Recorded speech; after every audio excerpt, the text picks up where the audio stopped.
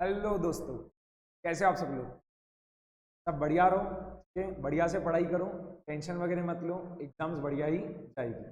Okay, आज के session में भी हम क्या कर रहे हैं, स्टैटिस्टिक्स का आपको जो चैप्टर है प्रोबेबिलिटी, उसके हम क्या करेंगे, फटाफट से रिवीजन करेंगे।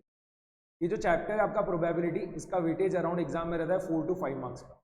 आसान चैप्टर है, ठीक है, और बहुत ज़्यादा क्या अंडरस्टैंडिंग के ऊपर है। ओके, एंड 4 to 5 क्वेश्चन जो आपके आएंगे एग्जाम में, आप इजीली बना भी लोगे, ठीक है, बहुत आसान चीज़ है। चलो बिना किसी देरी के क्या कर रहे हैं, रिवीजन स्टार्ट करते हैं। प्रोबेबिलिटी देखो कैसे फाइंड किया जाता है, मैं एक एग्जांपल के थ्रू आपको देखो ये चीज समझा रहा हूँ। जैसे हम डाइस रोल कर रहे हैं, ठीक है, हम क्या कर रहे हैं, डाइस रोल कर रहे हैं। डाइस क्या अनबायस्ड है, ठीक है, तो हम डाइस रोल कर रहे हो क्या अनबायस्ड है, मतलब हर फेस जो रहता है डाइस का उसके आने की क्या इक्वल चांस है, ठीक है। और डाइस पे कितने नंबर्स रहेंगे आपके, 1 से लेके 6 तक रहते हैं ना पूरे, 1 2 3 4 5 6, तो 1 आने का, 2 आने का, 3 आने का, 4 5 6, ये सबके आने का क्या इक्वल चांस है। इसके लिए हम क्या बोल रहे हैं, डाइस क्या आपका अनबायस्ड है, ठीक है। जनरली हर बार ये क्वेश्चन में मेंशन रहेगा अनबायस्ड वर्ड। ओके, अभी मेरा क्वेश्चन देखो क्या है, हमने जो डाइस रोल किया, हमने क्या करा, एक सिंगल डाई को हमने रोल किया, तो उसके अपर फेस पे जो नंबर आएगा वो इवन नंबर रहे, ठीक है, उसकी प्रोबेबिलिटी क्या रहेगी, ठीक है। हमने जो सिंगल डाइस रोल किया है, ठीक है, उसके अपर फेस पे वो जो नंबर आ रहा है वो इवन नंबर रहे, उसकी प्रोबेबिलिटी क्या रहेगी। देखो एक तो पहले क्या चीज है, जब हम सिंगल डाई को रोल करेंगे तो क्या क्या चीजें आ सकता है, 1 2 3 4 5 6, ठीक है, 6 नंबर में से कोई भी नंबर आ सकता था, ठीक है।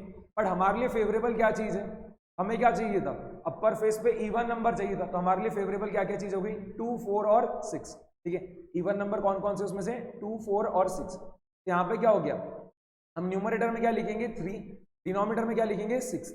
3 क्यों लिखे हमने न्यूमरेटर में, क्योंकि हमारे फेवरेबल आउटकम्स है, ठीक है। डाइस को रोल करने पे जो जो आउटकम्स आ सकते थे उसमें से हमारे फेवरेबल आउटकम्स कौन कौन से, 2 4 और 6, ठीक है। तो नंबर ऑफ फेवरेबल आउटकम्स कितने हो गए, 3, डिवाइडेड बाय, जब हम डाइस को रोल कर रहे हैं तो टोटल नंबर ऑफ आउटकम्स कितने हैं, 6, 1 से लेके 6 तक कुछ भी आ सकता था, तो टोटल नंबर ऑफ आउटकम्स कितने हैं, 6। तो 3 डिवाइडेड बाय 6 क्या आ जाएगा, 1/2 विच इज इक्वल्स टू 0.5। तो जब हम अनबायस्ड, ठीक है, जब हम क्या कर रहे हैं, कोई एक डाइस है जो कि क्या अनबायस्ड है, ठीक है, उसको जब हम क्या कर रहे हैं, रोल कर रहे हैं, तो उसके अपर फेस पे इवन नंबर आए, उसकी प्रोबेबिलिटी क्या आ रही है, 0.5। बात समझ में आ गई। तो मैंने एक एग्जांपल के थ्रू आपको क्या करा, प्रोबेबिलिटी का मतलब अभी समझा। यहाँ से हमारा फॉर्मूला क्या बना, अगर आपको प्रोबेबिलिटी फाइंड करना रहा, फॉर्मूला क्या बन गया, number of favourable outcomes divided by total number of outcomes. बात समझ में आ गई, ठीक है। अगर आप इवेंट जो है उसको डिनोट कर रहे हो कैपिटल ए से, ठीक है, जिस इवेंट की आपको प्रोबेबिलिटी फाइंड करनी है उस इवेंट को आप डिनोट कर रहे हो कैपिटल ए से, ठीक है, तो प्रोबेबिलिटी ऑफ ए जो है वो क्या रहेगा आपका, N of A divided by N of S. N of A मतलब क्या है, नंबर ऑफ आउटकम्स जो क्या है फेवरेबल है इवेंट ए को, और एन ऑफ एस क्या है, टोटल नंबर ऑफ आउटकम्स, ठीक है। ये सब नोट्स में आपको मिल जाएगा, क्लियर है। यहाँ पे देखो ये चीज लिखा है मेरा, प्रोबेबिलिटी ऑफ ए, इसको हम क्या रीड कर देंगे, probability of event A that is equals to what, N of A divided by N of S. N of A मतलब क्या है, पूरे मिला के ऐसे कितने आउटकम्स है जो कि इवेंट ए को फेवरेबल है, और एन ऑफ एस मतलब क्या है, टोटल नंबर ऑफ आउटकम्स। बात समझ में आ गई। जब भी आप कोई भी इवेंट की प्रोबेबिलिटी फाइंड करोगे तो क्या होगा, 0 से 1 के बीच में लाई करेगा, बोथ इंक्लूसिव। प्रोबेबिलिटी कभी भी 1 से ज्यादा आ सकती है क्या, नहीं। प्रोबेबिलिटी कभी भी निगेटिव आ सकता है क्या, नहीं। क्या होगा, 0 to 1 के बीच में लाए करेगी, ठीक है। तो 0 लेस देन और equals to probability of A less than और इक्वल्स टू। बात समझ में आ रही, ठीक है। ये तो एकदम सिंपल रिजल्ट्स थे, बट इसके ऊपर भी बेस्ड क्वेश्चन आ जाता है। तो प्रोबेबिलिटी फाइंड करने का कोई फॉर्मूला नहीं है, ठीक है, नॉर्मल है वो, कॉमन अंडरस्टैंडिंग से ही बन जाता है फॉर्मूला, कि number of favourable outcomes divided by total number of outcomes. बात समझ में आ गई। यहाँ पे देखो मैंने एक और एग्जांपल दे रखा है जिसमें आपको प्रोबेबिलिटी फाइंड करनी, फटाफट से देखो क्या है। अ कॉइन इज टॉस्ड 3 टाइम्स। यहाँ पे रैंडम एक्सपेरिमेंट क्या है, वो जो कॉइन है उसको हम क्या कर रहे हैं, 3 बार टॉस कर रहे हैं। यहाँ पे भी जो कॉइन है वो क्या रहेगा, अनबायस्ड रहेगा, ठीक है, मतलब जब हम कॉइन को टॉस करेंगे तो हेड और टेल आने की जो चांस रहेगी वो क्या रहेगा, इक्वल रहेगा। ऐसा नहीं कि ज्यादा बार टेल आएगा, ठीक है, टेल आने की ज्यादा चांसेस और हेड आने की कम चांसेस, ऐसा नहीं। कभी भी जब भी क्या हो रहा है, डाइस की बात कर रहे हैं, कॉइन की बात करेंगे तो क्या रहेगा आपका, अनबायस्ड रहेगा। कुछ भी मेंशन नहीं है तो भी आपको वही मानना पड़ेगा, ठीक है। कॉइन इज टॉस्ड 3 टाइम्स, ये तो रैंडम एक्सपेरिमेंट हो गया। जैसे पिछले वाले एग्जांपल में मेरा क्या हो रहा था, रैंडम एक्सपेरिमेंट, कि हम जो सिंगल डाई को रोल कर रहे थे, ठीक है, वो जो डाइस था उसको जब हम रोल कर रहे थे वो क्या था, रैंडम एक्सपेरिमेंट था।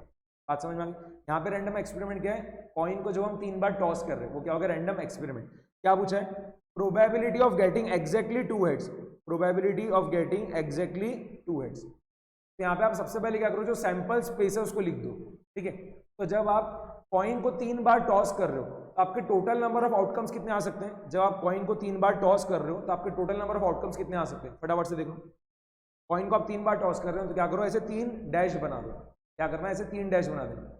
जब भी आप कॉइन को टॉस करोगे क्या क्या आ सकता है? या तो हेड आ सकता है या तो टेल आ सकता है। ठीक है, तो ये जो हर डैश है इसको फिल करने के लिए कितनी चॉइसेस अवेलेबल है हमारे पास में? 2 चॉइस अवेलेबल है, या तो हेड आएगा या तो टेल आएगा। यहाँ पे भी या तो हेड आएगा या तो टेल आएगा, यहाँ पे भी या तो हेड आएगा या तो टेल आएगा। इसका मल्टीप्लीकेशन कर दो, 2 मल्टीप्लाइड बाय 2 मल्टीप्लाइड बाय 2 कितना हो गया? 8। टोटल नंबर ऑफ आउटकम्स कितने हैं? 8। टोटल नंबर ऑफ आउटकम्स कितने हैं? 8। तो जब हम कॉइन को, ठीक है अभी दिख रहा है सभी को, ये जो क्या था, कॉइन को आप 3 बार टॉस कर रहे थे ना, तो हमने क्या करा, 3 डैश बना दी। और वो तीनों डैश जो 3 फिल इन द ब्लैंक्स जो उसको फिल करने के लिए कितनी चॉइसेस अवेलेबल है? 2 चॉइस अवेलेबल है ना, कि जब भी आप कॉइन को टॉस करोगे तो या तो क्या आएगा, हेड आएगा या तो टेल आएगा। तो 2 मल्टीप्लाइड बाय 2 मल्टीप्लाइड बाय 2 कितना आ गया आपका? 8। बात समझ में आ रही? ठीक है, तो टोटल नंबर ऑफ आउटकम्स कितने हैं? 8 है। ठीक है, उसको हम लिस्ट भी कर सकते हैं। क्या आएगा? तीनों हेड आ सकते हैं। ठीक है, जब आप कॉइन को 3 बार टॉस कर रहे हो तो तीनों इस पे क्या आ रहा है? हेड आ रहा है। बात समझ में आ गई? 2 इस पे हेड और 1 इस पे टेल। ठीक है, एच एच टी, पहला क्या था? ट्रिपल एच था। ठीक है, देखो ट्रिपल एच, बाद में एच एच टी। एक क्या हो सकता है? H T H. ठीक है, एच टी एच। एक क्या हो सकता है? H T T. बाद में क्या हो रहा है? तीनों इस पे टेल, तीनों इस पे टेल। बाद में T T H, T T H, फिर टी एच टी। ठीक है, और बाद में क्या होगा? T H H. ठीक है, तो जो 8 के 8 आउटकम्स थे उसको हमने क्या करा? लिस्ट भी कर दिया। बात समझ में आ गई? क्लियर है ये चीज सभी को? ओके, तो जब हम कॉइन को 3 बार टॉस कर रहे हैं तो टोटल नंबर ऑफ आउटकम्स कितने हैं हमारे? 8। ओके, यहाँ पे देखो हमें प्रोबेबिलिटी किस चीज का फाइंड करना है? Of getting exactly 2 heads. ठीक है, हमें प्रोबेबिलिटी फाइंड करना है ऑफ गेटिंग एग्जैक्टली 2 हेड्स। तो बताओ यहाँ पे कौन कौन से आउटकम्स ऐसे हैं जिसमें एग्जैक्टली 2 हेड्स आ रहे हैं? कौन कौन से आउटकम्स ऐसे हैं जहां पर एग्जैक्टली 2 हेड्स आ रहे हैं? तो देखना है यहाँ पे, एक तो ये रहेगा एच एच टी वाला, एक रहेगा एच टी एच वाला, 2 हो गए। ठीक है, और एक रहेगा टी एच एच वाला। ठीक है, 3 आउटकम्स ऐसे हैं जिसमें क्या हो रहा है? एग्जैक्टली 2 हेड्स आ रहे हैं। Okay, H H T, H T H और टी एच एच। यहाँ पे फेवरेबल आउटकम्स कितने हो गए? 3। फेवरेबल आउटकम्स कितने हो गए? 3। टोटल नंबर ऑफ आउटकम्स कितने थे? 8। प्रोबेबिलिटी कितना आएगा? ठीक है, तो जो एग्जैक्टली 2 हेड्स वाला आपको प्रोबेबिलिटी किस चीज का फाइंड करना था? Probability of getting exactly 2 heads. तो जो इवेंट है उसको हमने नाम दे दिया ए। ठीक है, ऑफ गेटिंग एग्जैक्टली 2 हेड्स वाला जो इवेंट है उसको हमने नाम दे दिया ए। तो प्रोबेबिलिटी ऑफ इवेंट ए यहाँ पे क्या हो जाएगा? 3/8। क्या हो जाएगा? 3/8। बात समझ में आ गई? ठीक है एकदम आसान चीज। ओके, एक क्वेश्चन देखो मैं यहाँ पे फटाफट से पूछ रहा हूँ, आप लोग खुद उसका आंसर देना। हम क्या कर रहे हैं? जो डेक ऑफ कार्ड्स होता है, ठीक है, उसमें से हम क्या कर रहे हैं? रैंडमली कोई भी एक कार्ड को क्या कर रहे हैं? ड्रॉ कर रहे हैं। ठीक है, डेक ऑफ कार्ड्स में से हम क्या कर रहे हैं? रैंडमली कोई भी एक कार्ड को क्या कर रहे हैं? ड्रॉ कर रहे हैं। तो आपको प्रोबेबिलिटी बताना है कि जो कार्ड हमने रैंडमली ड्रॉ किया है वो रेड कलर का रहे, उसकी प्रोबेबिलिटी क्या रहेगी? ठीक है, रैंडमली हमने जो कार्ड ड्रॉ किया है वो रेड कलर का रहे, उसकी प्रोबेबिलिटी क्या रहेगी? आपको पता रहना चाहिए ये चीज कि जो डेक ऑफ कार्ड्स है, ठीक है, उसमें पूरे मिला के कितने कार्ड्स होते हैं आपके? 52। ठीक है, पूरे मिला के कार्ड्स कितने होते हैं? 52। 52 कार्ड्स 4 कलर के होते हैं। 4 कलर के यानी वो क्या रहेगा? कलर के तो 2 ही होते हैं, एक रेड कलर का होता है और एक ब्लैक कलर का होता है। ठीक है, बट वहां पे क्या होता है? 4 टाइप के कार्ड्स रहेंगे आपके। एक रहेगा हार्ट का, एक रहेगा आपका डायमंड का, एक रहेगा क्लब का और एक रहेगा स्पेड का। ध्यान है ना सभी को? ये लाल पान, ईट, काला पान, चिड़ी। ठीक है, हिंदी में जो हम बोलते हैं। ठीक है, तो लाल पान को बोलते हैं हार्ट, ईट को बोलते हैं डायमंड, ठीक है, काले पान को बोलते हैं स्पेड और चिड़ी को बोलते हैं क्लब। ओके, यहाँ पे हार्ट और जो डायमंड है वो रेड कलर के कार्ड्स होते हैं और जो क्लब और स्पेड होते हैं वो ब्लैक कलर के कार्ड्स होते हैं। ठीक है, और हर टाइप के जो कार्ड्स हो 13-13 रहते हैं। हार्ट 13 कार्ड्स, डायमंड के 13 कार्ड्स, क्लब के 13 कार्ड्स और स्पेड के 13 कार्ड्स। तो अगर आप देखे जाओगे तो क्या होगा? पूरे मिला के रेड कार्ड्स कितने? 13 + 13 कितना? 26। हार्ट के 13 और डायमंड के 13। और पूरे मिला के ब्लैक कार्ड्स कितने हैं? 26। 13 + 13। ठीक है, 13 cards of spade and 13 cards of club. ठीक है, पूरे मिला के कितने हो गए? 26। ओके, यहाँ पे मेरा क्वेश्चन क्या था? जो हम कार्ड रैंडमली ड्रॉ कर रहे हैं वो रेड कार्ड का रहे, उसकी प्रोबेबिलिटी क्या है? ठीक है, यहाँ पे फेवरेबल आउटकम्स कितने रहेंगे आपके? 26। ठीक है, जो 52 कार्ड्स है उसमें से पूरे मिला के रेड कार्ड्स कितने हैं? 26। ठीक है, फेवरेबल आउटकम्स कितने हैं? 26। And total number of outcomes कितने हैं? 52, 52। प्रोबेबिलिटी क्या आ जाएगी? 26/52 which is equals to what? 1/2 और वो क्या आएगा? 0.5। 1/2 कितना आएगा? 0.5। बात समझ में आ जाए? क्लियर? आप जो कार्ड रैंडमली ड्रॉ कर रहे हो वो हार्ट का रहे, उसकी प्रोबेबिलिटी क्या रहेगी? आप जो कार्ड रैंडमली ड्रॉ कर रहे हो वो हार्ट का रहे, उसकी प्रोबेबिलिटी क्या रहेगी? तो हार्ट के पूरे मिला के कार्ड्स कितने होते हैं? 13। 52 में से कितने कार्ड्स हार्ट के हैं? 13 के। ओके, प्रोबेबिलिटी क्या हो जाएगी 13/52। हम जो कार्ड रैंडमली ड्रॉ कर रहे हैं वो हार्ट का है, लाल पान का है, उसकी प्रोबेबिलिटी क्या रहेगी 13 डिवाइडेड बाय 52। तो आप सिंप्लीफाई करोगे तो क्या आएगा 1 डिवाइडेड बाय 4, जो कि क्या आ जाएगा 0.25। ठीक है, यहाँ पे कोई फॉर्मूला वगैरह नहीं है। ओके, नॉर्मल क्वेश्चंस आते हैं प्रोबेबिलिटी के, आप आसानी से सॉल्व कर पाओगे वो सब चीज। ठीक है, और बाद में जब हम सेट ए और सेट बी के क्वेश्चंस करेंगे तब और भी ज्यादा क्या होगा, प्रैक्टिस होते जाएगी। क्लियर? अभी देखो दो टर्म्स आ रही है, odds in favour of event and odds against the event. ठीक है, इनके फॉर्मूलेस ध्यान रखना, odds in favour of the event का formula and odds against the event का फॉर्मूला। ठीक है, अगर आप एक भी फॉर्मूला ध्यान रख लोगे तो दूसरा आपको ऑटोमेटिकली याद हो ही जाएगा। Odds in favour of event कैसे फाइंड करोगे, नंबर ऑफ फेवरेबल आउटकम्स, ठीक है, divided by number of unfavourable outcomes. ध्यान रहेगा, odds in favour of the event कैसे फाइंड करोगे, number of favourable outcomes divided by number of unfavourable outcomes. Number of favourable outcomes divided by number of unfavourable outcomes. And odds against the event कैसे find करोगे आप, इसका पूरा reciprocal. ठीक है, तो अभी हमने odds in favour of event का फॉर्मूला देखा, तो उसका रेसिप्रोकल कर दो, क्या आ जाएगा आपका ऑड्स अगेंस्ट द इवेंट, क्या रहेगा number of unfavourable outcomes divided by number of favourable outcomes. Number of unfavourable outcomes divided by number of favourable outcomes. बात समझ में आ गई? ठीक है, odds in favour of event क्या रहेगा, number of favourable outcomes divided by number of unfavourable outcomes. And odds against the event क्या रहेगा, number of unfavourable outcomes divided by number of favourable outcomes. Okay, बात समझ में? इसके ऊपर based देखो एक आसान सा क्वेश्चन पूछ रहा हूं, आपने आंसर बताना। ओके, जैसे यही वाले इसमें अगर मैं आपको पूछ ले रहा हूं odds in favour of event है, ऊपर वाले जो क्वेश्चन था ना, ठीक है, कि हम कॉइन को 3 बार टॉस कर रहे हैं और आपको प्रोबेबिलिटी फाइंड करना ऑफ गेटिंग एग्जैक्टली 2 हेड्स। यहाँ पे अब मैं आपको क्या पूछ ले रहा हूँ, odds in favour of event ए। ठीक है, गेटिंग एग्जैक्टली 2 हेड्स, वो क्या है हमारा इवेंट ए। तो मैं आपको यहाँ पे पूछ रहा हूँ odds in favour of event A क्या रहेगा, बताना फटाफट से। Odds in favour of event A क्या रहेगा? यहाँ पे नंबर ऑफ फेवरेबल आउटकम्स कितने थे 3, नंबर ऑफ फेवरेबल आउटकम्स कितने थे 3, एंड पूरे मिला के आउटकम्स कितने थे 8। ठीक है, पूरे मिला के आउटकम्स कितने थे 8, उसमें से 3 तो क्या है फेवरेबल है, तो अनफेवरेबल कितना रहेगा 8 - 3 कितना हो गया 5। बात समझ में आ गई? Odds in favour of event A क्या आ गया 3/5। Clear? Odds against the event पूछता था वो, ऑड्स अगेंस्ट इवेंट ए, तो क्या आता था इसका रेसिप्रोकल, यानी क्या आता था 5/3। बात समझ में आ गई? क्लियर है? ठीक है, तो अगर आपको लेट सपोज करो प्रोबेबिलिटी गिवन रही, जैसे यहाँ पे आपको डायरेक्टली गिवन था प्रोबेबिलिटी ऑफ इवेंट ए कितना है 3/8, और वो पूछ ले रहा है odds in favour of event ए कितना है, odds in favour of event ए कितना है। ठीक है, आप कैसे फाइंड करोगे, बताओ फास्ट, कैसे फाइंड करोगे?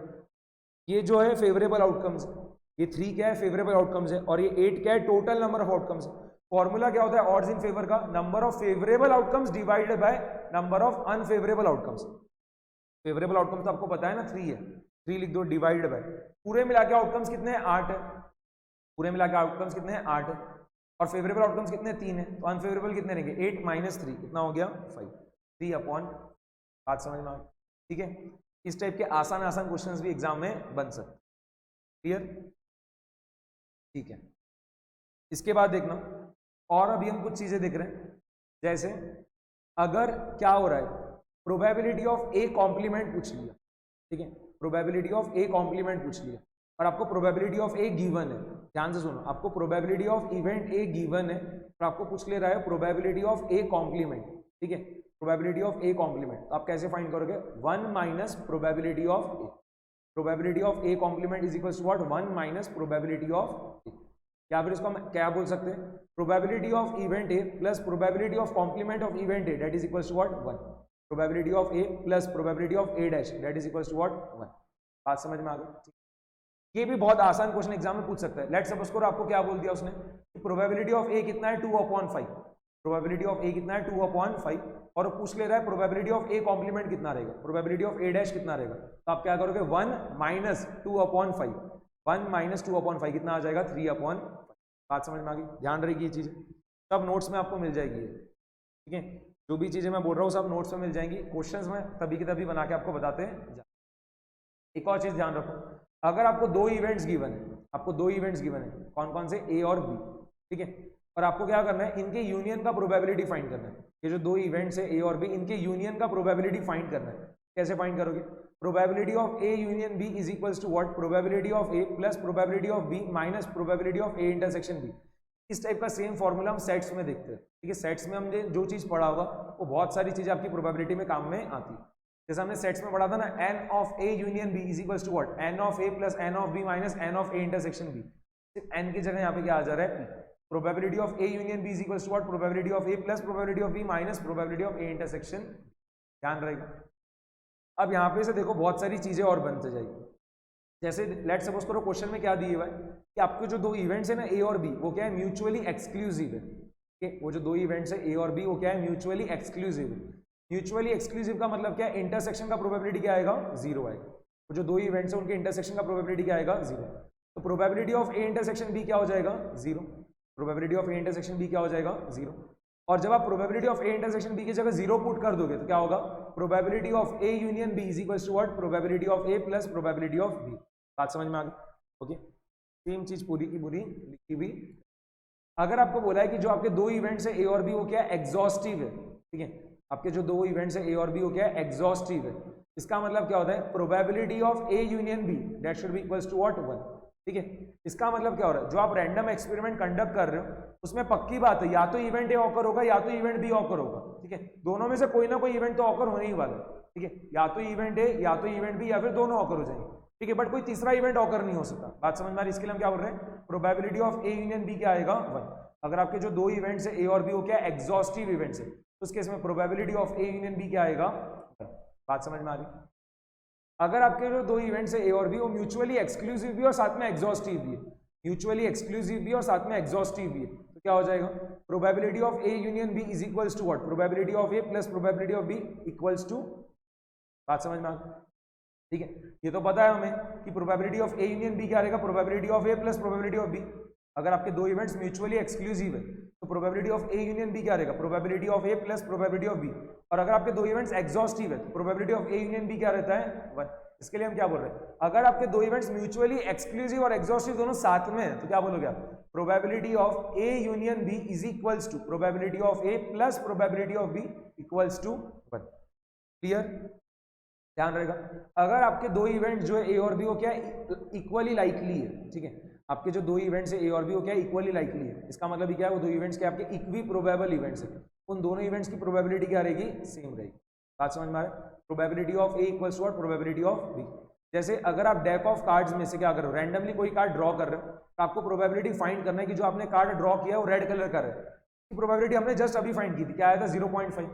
26/52 यानी क्या आया था, 1/2 यानी कितना, 0.5। कि आप जो रैंडमली कार्ड ड्रॉ कर रहे हो रेड कलर का है, उसकी प्रोबेबिलिटी क्या रहेगी, 0.5। आप जो कार्ड रैंडमली ड्रॉ कर रहे हो ब्लैक कलर का है, उसकी प्रोबेबिलिटी भी कितनी रहेगी, 0.5। यहाँ पे आपके जो दो इवेंट्स है, कि आप जो रैंडमली कार्ड ड्रॉ कर रहे हो रेड कलर का है, या आप जो कार्ड रैंडमली ड्रॉ कर रहे हो ब्लैक कलर का है, इन दोनों इवेंट्स का प्रोबेबिलिटी क्या है, सेम है। बात समझ में आ रही? ये दोनों इवेंट्स का प्रोबेबिलिटी क्या है, सेम। ये दोनों इवेंट्स क्या हो गए आपके, equally likely events, equi probable events. बात समझ में आ रही? ठीक है। अगर आपको 3 इवेंट्स गिवन है, ठीक है, 3 इवेंट्स गिवन है ए, बी और सी, और उनके यूनियन का प्रोबेबिलिटी आपको फाइंड करना है। तो जैसा हमने सेट्स में फॉर्मूला देखा था, सेम फॉर्मूला यहाँ पे आएगा, सिर्फ एन की जगह क्या आ जाएगा, पी, बाकी पूरा की पूरा सेम। ओके, तो probability of A union B union C that is equals to what, probability of A plus probability of B minus, sorry, probability of A plus probability of B plus probability of C, बाद में minus probability of A intersection B minus probability of B intersection C minus probability of C intersection A plus probability of A intersection B intersection. ध्यान रहेगा, ठीक है। तो अगर 3 events given है और उनके यूनियन का आपको प्रोबेबिलिटी फाइंड करना है तो क्या रहेगा, probability of A plus probability of B plus probability of C minus probability of A intersection B minus probability of B intersection C minus probability of C intersection A plus probability of A intersection B intersection. Clear? ये कुछ results और है, ये वैसे तो आपके Venn diagrams भी बन जाते हैं, ठीक है, बट अभी मैं रिवीजन कराने के लिए डायरेक्टली आपको बताते जा रहा हूँ। ओके, तो probability of A minus B क्या होगा, probability of A minus B क्या होगा, probability of A minus probability of A intersection. वैसे ही probability of B minus A क्या होगा, probability of B minus probability of A intersection. जब आप वेन डायग्राम बनाते हो तो क्लियरली आपको ये चीज दिख जाती है। ओके, सेट्स के पूरे रिजल्ट है, बस एन की जगह क्या कर रहे हैं हम, पी लगा दें।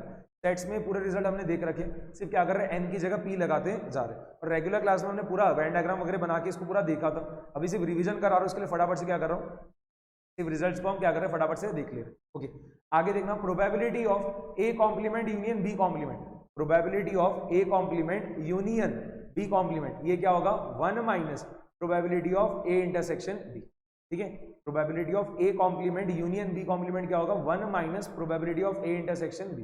वैसी probability of A complement intersection B complement क्या होगा 1 minus probability of A union B. ठीक है, इसके अलावा probability of A complement intersection B, probability of A complement intersection B, ये क्या चीज आएगा आपका probability of B minus A. ठीक है, वैसे probability of B complement intersection A, ये क्या आएगा probability of A minus B. आप वेन डायग्राम्स बनाओ, आपको इजीली दिख जाएगा।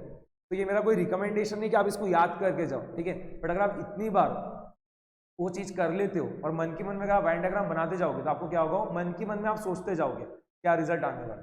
ठीक है, और इसके हमने पूरे वेन डायग्राम्स वगैरह बना के रेगुलर क्लास में देख चुके हैं। ठीक है, अब इस पॉइंट ऑफ टाइम पे इतना टाइम नहीं कि मैं आपको एक एक वेन डायग्राम वगैरह बना के बताऊं और प्रूव करूं रिजल्ट्स को। तो आपको क्या करना है, अभी का वो रिजल्ट्स ध्यान रखना है। ओके, और जिनको नहीं पता वेन डायग्राम वगैरह से कैसे आ रहा, तो अभी का आप एक बार की क्या करो, उसे ध्यान रख लो।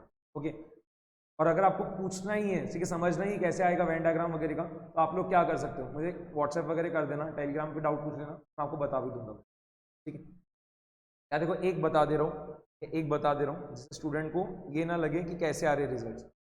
यहाँ पे जैसे देखो एक ये इवेंट ए है और एक ये इवेंट बी है, तो आपको ये तो पता है ए माइनस बी वाला रीजन कौन सा रहेगा, ए माइनस बी वाला रीजन कौन सा रहेगा, ये देखो जो मैं ग्रीन कलर से शेड कर रहा हूँ, ए माइनस बी वाला रीजन ये रहेगा जिसको मैंने ग्रीन कलर से शेड किया। ठीक है, हम क्या करते हैं ए माइनस बी में इवेंट ए में से जो ए इंटरसेक्शन बी वाले एलिमेंट्स उनको हम क्या करते हैं, हटा देते हैं। क्या मैं सेट्स की भाषा में बोलूँ, तो जब आप ए माइनस बी फाइंड कर रहे हो तो हम क्या करते हैं, सेट ए में से जो ए इंटरसेक्शन बी वाले एलिमेंट्स उन्हें हम क्या करते हैं, हटा देते हैं। ये जो ग्रीन कलर से मैंने रीजन शेड किया है, ये क्या है हमारा ए माइनस, क्लियरली दिख रहा है ना, ए माइनस बी किसके बराबर है, n of A, n of A minus B किसके बराबर है, n of A minus n of A intersection B, n of A minus B is equals to what, N of A minus n of A intersection B. अगर आप ये पूरे इसको divide कर दे रहे हो एन ऑफ एस से, क्या आ जा रहा है, probability of A minus B is equals to what, probability of A minus probability of A intersection B. बात समझ में आ गई, मैंने एक इसका आपको क्या करा, प्रूफ भी यहाँ पे। ठीक है, अभी देखना हम नेक्स्ट इस पे आ रहे हैं जो कि क्या है, conditional probability and compound probability का जो कॉन्सेप्ट है उसको फटाफट से रिवाइज करें। Conditional probability and compound probability, बात समझ में आ रही है। ठीक है, एकदम आसान चीज है। कंडीशनल प्रोबेबिलिटी को पहले समझ रहे हैं। कंडीशनल प्रोबेबिलिटी को हम देखो कैसे डिनोट करते हैं, probability of A by B. ठीक है, या फिर इसको हम क्या बोलते हैं, probability of A given B, दोनों चीज बोल सकते हैं, probability of A by B या फिर probability of A given B. ज्यादा करेक्ट कौन सा होता है, सेकंड वाला। ठीक है, जनरली हम क्या बोलते हैं, सेकंड वाले जो चीज है वो पहले बोलते हैं। Probability of A given B तो हम कैसे रीड करते हैं, probability of A given B. इसका मतलब क्या हो रहा है, और चीज समझो, probability of occurrence of event A given that event B has already occurred. बात समझ में आ गई, probability of A given B, इसका मतलब क्या होता है, probability of occurrence of event A given that event B has already awkward. Event A के होने की प्रोबेबिलिटी क्या है, provided that given that event B already occur हो चुका है। बात समझ में आ गई। ठीक है, तो probability of A given B is equals to what, probability of A intersection B divided by probability of B. ठीक है, ये जो आपके दो इवेंट्स है ए और बी, इनके इंटरसेक्शन का प्रोबेबिलिटी न्यूमरेटर में आ गया, और जो नीचे वाला इवेंट है, ठीक है, जो नीचे इवेंट है उसका क्या करोगे, प्रोबेबिलिटी डिनोमिनेटर में लिख दोगे, तो divided by probability of B.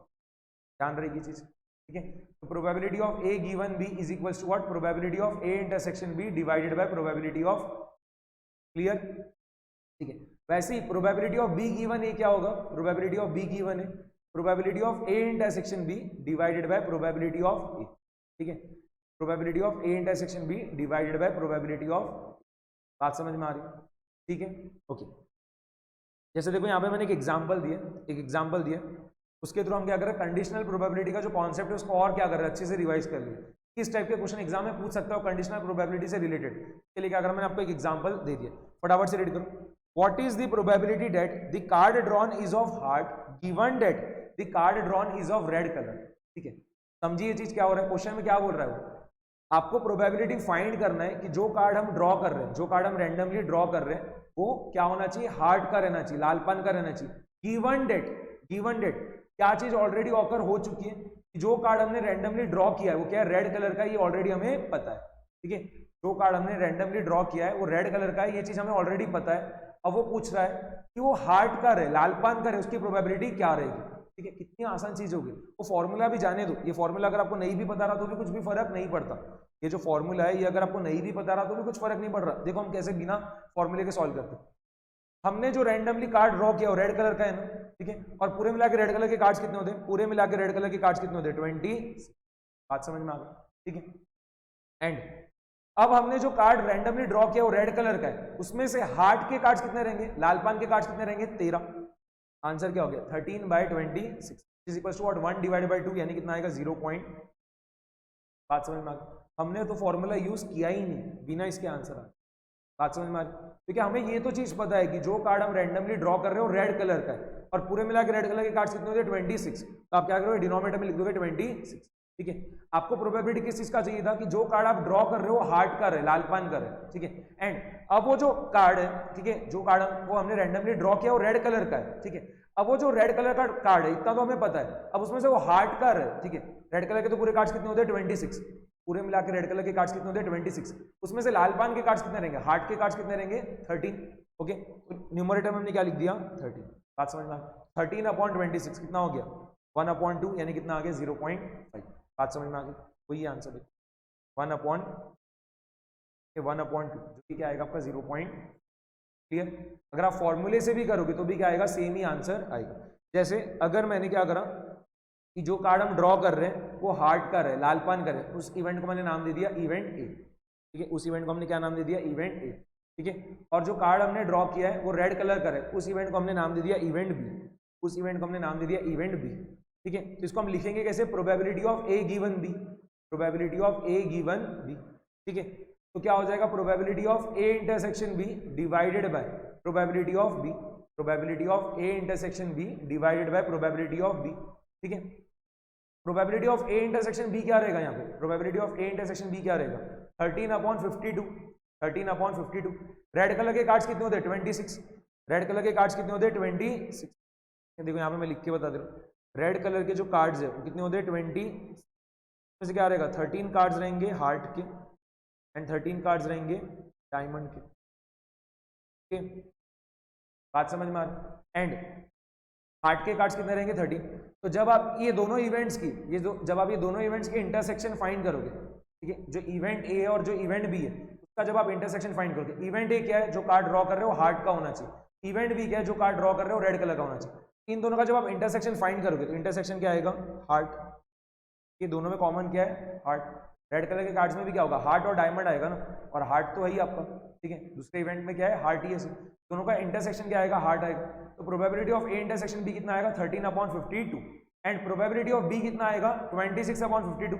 Event B क्या था यहाँ पे, इवेंट बी क्या है यहाँ पे, जो कार्ड हम ड्रॉ कर रहे हो रेड कलर का होना चाहिए, ठीक है। और पूरे मिला के रेड कलर के कार्ड्स कितने हैं, 26। और पूरे मिला के कार्ड्स कितने होते हैं, रेड कलर के कार्ड्स कितने होते हैं, 26, बट पूरे मिला के कार्ड्स कितने होते हैं, 52। तो क्या हो जाएगा, 26/52। न्यूमरेटर में आ गया 13/52, डिनोमिनेटर में आ गया 26/52, 52 कैंसिल आउट हो जाएगा, तो क्या आएगा 13/26, जो कि क्या रहेगा 1/2, यानी कितना 0. बात समझ में आ रही, क्लियर, ओके। तो मैंने आपको पूरा सॉल्व करके भी बता दिया, एकदम आसान क्वेश्चंस आएंगे, एकदम आसान क्वेश्चंस आने वाले एग्जाम में। बात समझ में आ रही। एक क्वेश्चन देखो मैं यहाँ पे अभी के अभी बना रहा हूँ, आप उसका आंसर देना, ठीक है। लेट सपोज करो हम क्या कर रहे हैं, फर्स्ट 20 नेचुरल नंबर्स में से, फर्स्ट 20 नेचुरल नंबर्स में से हम क्या कर रहे हैं, रैंडमली कोई भी नंबर को क्या कर रहे हैं, ड्रॉ कर रहे हैं, रैंडमली कोई भी नंबर को क्या कर रहे हैं, पिक कर रहे हैं, ठीक है। आपको प्रोबेबिलिटी फाइंड करना है कि हमने जो रैंडमली नंबर को पिक किया है, ठीक है, वो क्या है, वो क्या रहे आपका 5 से डिविजिबल रहे, ठीक है। हम जो रैंडमली नंबर पिक कर रहे हैं फर्स्ट 20 नेचुरल नंबर्स में से, वो क्या रहे, 5 से डिविजिबल रहे, गिवन डेट जो हमने नंबर रैंडमली पिक किया है वो क्या है, 2 से डिविजिबल है। बात समझ में आ गई, ठीक है। एकदम आसान क्वेश्चन बोला, समझ में। हम क्या कर रहे हैं, पहले 20 नेचुरल नंबर्स में से, फर्स्ट 20 नेचुरल नंबर्स में से हम क्या कर रहे हैं, रैंडमली कोई भी एक नंबर को पिक कर रहे हैं। तो प्रोबेबिलिटी फाइंड करना है कि जो नंबर हम रैंडमली पिक कर रहे हैं वो 5 से डिविजिबल रहे, गिवन डेट हमने जो नंबर रैंडमली पिक किया है वो 2 से डिविजिबल है, वो 2 से डिविजिबल है। बात समझ में आ गई। यहाँ पे देखना हम बिना फॉर्मूले के सॉल्व कर रहे हैं, ठीक है, बिना फॉर्मूले के देखो हम इस क्वेश्चन को सॉल्व करें तो बताना अगर वो नंबर आपका 2 से डिविजिबल है, हमें ये चीज तो पता चल गई कि जो नंबर को हमने रैंडमली पिक किया है वो 2 से डिविजिबल है, तो बताना कौन कौन से नंबर, फर्स्ट 20 नेचुरल नंबर्स में से कौन कौन से नंबर ऐसे रहेंगे जो आपके 2 से डिविजिबल है। 2, 4, 6, 8, 10, 12, 14, 16, 18 और ठीक है, पूरे मिला के कितने नंबर है, 10 नंबर है। फर्स्ट 20 नेचुरल नंबर्स में पूरे मिला के ऐसे 10 नंबर है जो कि क्या है 2 से डिविजिबल है, ठीक है, पूरे मिला के कितने नंबर्स है 10। मैं डिनोमिनेटर में क्या लिख दूंगा 10, मैं डिनोमिनेटर में लिख दूंगा 10, ठीक है। अब क्या पूछा था उसने कि हम जो नंबर को रैंडमली पिक कर रहे हो 5 से डिविजिबल रहे, ठीक है, जो हम नंबर रैंडमली पिक कर रहे हो 5 से डिविजिबल रहे, गिवन डेट जो नंबर हमने रैंडमली पिक किया वो 2 से डिविजिबल है, ओके। अब बताना ये 2, 4, 6, 8, 10, 12, 14, 16, 18, 20 इनमें से कितने नंबर्स ऐसे हैं जो 5 से डिविजिबल है, इनमें से कितने नंबर्स ऐसे हैं जो 5 से डिविजिबल है, कौन कौन सा रहेगा, एक है 10 और एक है 20, दो ही नंबर्स ऐसे जो किया है 5 से डिविजिबल, तो न्यूमरेटर में क्या आ जाएगा, आंसर क्या आ गया 2/10, 2/10 यानी कितना आ जाएगा 0.2 डिवाइडेड बाय 10 जब आप करोगे तो कितना आएगा 0.2। बात समझ में आ गई, क्लियर है। फॉर्मूला यूज किया क्या यहाँ पे हमने, बिना फॉर्मूले की आंसर आ जाए। अगर आप फॉर्मूला भी यूज करते हो, यहाँ पे अगर आप फॉर्मूला भी यूज करोगे, ठीक है, तो यहाँ पे आपका इवेंट है क्या रहेगा कि जो नंबर आप रैंडमली पिक कर रहे हो 5 से डिविजिबल रहे, ये क्या हो गया आपका इवेंट है। जो और इवेंट भी क्या रहेगा, जो नंबर आप रैंडमली पिक कर रहे हो वो क्या रहे 2 से डिविजिबल रहे, वो क्या हो गया इवेंट बी हो गया। तो जब आप probability of A intersection B find करोगे, जब आप probability of A intersection B find करोगे तो क्या आएगा 2 डिवाइडेड बाय 20, और जब आप प्रोबेबिलिटी ऑफ बी फाइंड करोगे तो क्या आएगा 10/20, तो 20 और 20 तो कैंसिल आउट हो जाएगा, तो बचेगा क्या सिर्फ 2/10 क्योंकि क्या आएगा 0.2। बात समझ में आ गई। यहाँ मैंने आपको एक और क्वेश्चन जो कंडीशनल प्रोबेबिलिटी का करा दिया, क्लियर, ठीक है। अभी देखना एकदम ध्यान से देखो, probability of A intersection B क्या रहेगा, मैं यहाँ पे लिख के बता दे रहा हूँ, आपका पूरा ध्यान स्क्रीन पे रहना चाहिए। Probability of A given B क्या होता है, probability of A intersection B divided by probability of, तो probability of A intersection B क्या हो जाएगा, इन दोनों का multiplication, probability of A given B multiplied by probability of B, probability of A given B multiplied by probability of B. बात समझ में आ गई। वैसे ही देखना probability of B given A क्या रहेगा, probability of B given A probability of A intersection B divided by probability of, ठीक है, यहां पर भी जब आप probability of A intersection B find करोगे तो ये क्या रहेगा, probability of B given A multiplied by probability of, इसके लिए हम क्या लिख सकते हैं, probability of A intersection B is equals to probability of A given B multiplied by probability of B is equals to what, probability of B given A multiplied by probability of. बात समझ में, यही वाला result मैंने वहां पे notes में directly लिख रखा है, बट यहाँ पे मैंने आपको बता भी दी। अब एकदम ध्यान से सुनना, अगर आपके जो दो इवेंट्स है ए और बी वो क्या है इंडिपेंडेंट है, ठीक है, अगर आपके जो दो इवेंट्स है ए और बी वो क्या है इंडिपेंडेंट है, मतलब अगर लेट सपोज करो इवेंट बी ऑलरेडी ऑकर हो भी चुका है तो उससे इवेंट ए को कुछ भी फर्क नहीं पड़ता, ठीक है, इवेंट बी ऑलरेडी ऑकर हो भी चुका है तो उससे इवेंट ए को कुछ फर्क नहीं पड़ता, इवेंट बी के होने या ना होने से इवेंट ए को कुछ भी फर्क नहीं पड़ रहा है, वैसी इवेंट बी को भी जो है इवेंट ए के होने या ना होने से कुछ भी फर्क नहीं पड़ रहा है। बात समझ में आ गई। यहाँ पे देखो एक चीज जो मुझे बताना है वो क्या है, यहाँ पे अगर आपके अब दो इवेंट जो है ए और बी वो इंडिपेंडेंट है, अगर आपके जो दो इवेंट्स है ए एंड बी वो क्या है इंडिपेंडेंट है, तो उस केस में क्या होगा देखना, probability of A given B, probability of occurrence of event A given that event B has already occurred that is equals to what, probability of A. Event B के होने या ना होने से इवेंट ए के ऊपर कुछ भी फर्क पड़ रहा है क्या, नहीं, तो हम यहाँ पे क्या लिखेंगे, probability of A given B is equals to what, probability of A. Probability of A given B क्या होता है, probability of A intersection B divided by probability of B is equals to what, probability of A. बात समझ में आ गई, क्या निकल के आ गया, probability of A intersection B is equals to what, probability of A multiplied by probability of B. मैंने आपको प्रूफ दिया, ठीक है, ये आपने ऑलरेडी पढ़ रखा होगा ना, probability of A intersection B क्या होता है, probability of A multiplied by probability of B provided आपके जो दो इवेंट्स है ए एंड बी वो क्या है इंडिपेंडेंट है, उसका हमने क्या करा अभी प्रूफ देख लिया। आप दूसरे तरीके से बता सकते थे, probability of B given A क्या होगा, probability of occurrence of event be given that event A has already awkward, और आपके इवेंट ए और इवेंट बी क्या इंडिपेंडेंट है, तो ए के होने या ना होने से बी को कुछ भी फर्क पड़ रहा है क्या, नहीं, ये क्या होगा प्रोबेबिलिटी ऑफ बी के बराबर है, क्या होगा, probability of A intersection B divided by probability of A equals to what, probability of B. Same चीज आ रही है कि नहीं, probability of A intersection B is equals to what, probability of A multiplied by probability of चीज। Clear, okay, बात समझ में आ गई, ठीक है। तो ये हमने कंपाउंड प्रोबेबिलिटी भी देख लिया। कंपाउंड प्रोबेबिलिटी मतलब क्या होता है, इंटरसेक्शन का प्रोबेबिलिटी फाइंड करना, ठीक है, इवेंट्स के इंटरसेक्शन का प्रोबेबिलिटी फाइंड करना। और उसमें अगर आपके इवेंट्स इंडिपेंडेंट है, उसमें अगर आपके इवेंट्स इंडिपेंडेंट है तो उस केस में क्या होगा, ये वाला रिजल्ट होल्ड कर जाएगा कि probability of A intersection B क्या रहेगा, probability of A multiplied by probability of B. अगर आपके तीन इवेंट्स है ए बी और सी और तीनों की तीनों इंडिपेंडेंट है, तीन इवेंट्स है ए बी और सी और तीनों की तीनों क्या है, इंडिपेंडेंट है, तो probability of A intersection B intersection C क्या होगा, probability of A multiplied by probability of B multiplied by probability of C. चार इवेंट्स के लिए क्या होगा, वैसे ही आगे बढ़ाते जाओ। बात समझ में आ गई, नोट्स पे आ जा रहे, ये सब चीज हमने पूरी कवर कर ली। एक आखिरी पार्ट पे आ रहे हैं चैप्टर के, और यहाँ पे क्या होगा, आपका प्रोबेबिलिटी चैप्टर पूरा कंप्लीट हो जाएगा। उसके बाद हम क्वेश्चंस करेंगे सेट ए और सेट बी के। यहाँ पे देखना, डिस्क्रीट रैंडम वेरिएबल का हम प्रोबेबिलिटी डिस्ट्रीब्यूशन देख रहे हैं, बाद में हम कंटिन्यूअस रैंडम वेरिएबल का प्रोबेबिलिटी डिस्ट्रीब्यूशन देखेंगे। वैसे ऑलरेडी हमने क्या करा, डिटेल में पढ़ लिया है, ठीक है। हमारा जो पिछला सेशन हुआ था थ्योरेटिकल डिस्ट्रीब्यूशन का, उसमें हमने ऑलरेडी ये चीज बहुत डिटेल में पढ़ ली है। डिस्क्रीट रैंडम वेरिएबल के लिए कौन सा प्रोबेबिलिटी डिस्ट्रीब्यूशन रहता है आपका, बायनोमियल डिस्ट्रीब्यूशन और Poisson distribution, okay. And continuous random variable के लिए हमने क्या देखा था, नॉर्मल डिस्ट्रीब्यूशन, ठीक है। बट एक बार क्या करें, फटाफट से ये चीज कवर कर ले। डिस्क्रीट रैंडम वेरिएबल के लिए जो स्मॉल एफ ऑफ एक्स होता है, डिस्क्रीट रैंडम वेरिएबल के केस में जो स्मॉल एफ ऑफ एक्स होता है उसको हम क्या बोलते हैं, प्रोबेबिलिटी मास फंक्शन, जो कि क्या होता है, प्रोबेबिलिटी रहता है। आप क्या करो, किसी एक पर्टिकुलर पॉइंट पे क्या करो, प्रोबेबिलिटी फाइंड करो। एफ ऑफ एक्स जो आएगा, स्मॉल एफ ऑफ एक्स जो आएगा वो क्या रहेगा आपका, ग्रेटर देन और इक्वल्स टू, ठीक है। And summation of F of x क्या आएगा आपका 1, ऑलरेडी देखा था मैं पिछले क्लास में, ठीक है। वही चीज यहाँ पे मैंने लिख रखी है, स्मॉल एफ ऑफ एक्स क्या आएगा, ग्रेटर देन और equals to 0, and summation of F of x क्या आएगा 1। अगर वही आपका कंटिन्यूअस रैंडम वेरिएबल है, क्या है, कंटिन्यूअस रैंडम वेरिएबल, ओके, तो उस केस में क्या होगा, यहाँ पे जो आपका स्मॉल एफ ऑफ एक्स होता है उसको हम क्या बोलते हैं, प्रोबेबिलिटी मास फंक्शन नहीं बोलते, क्या बोलते हैं, प्रोबेबिलिटी डेंसिटी फंक्शन बोलते हैं। क्या बोलते हैं, प्रोबेबिलिटी डेंसिटी फंक्शन बोलते हैं।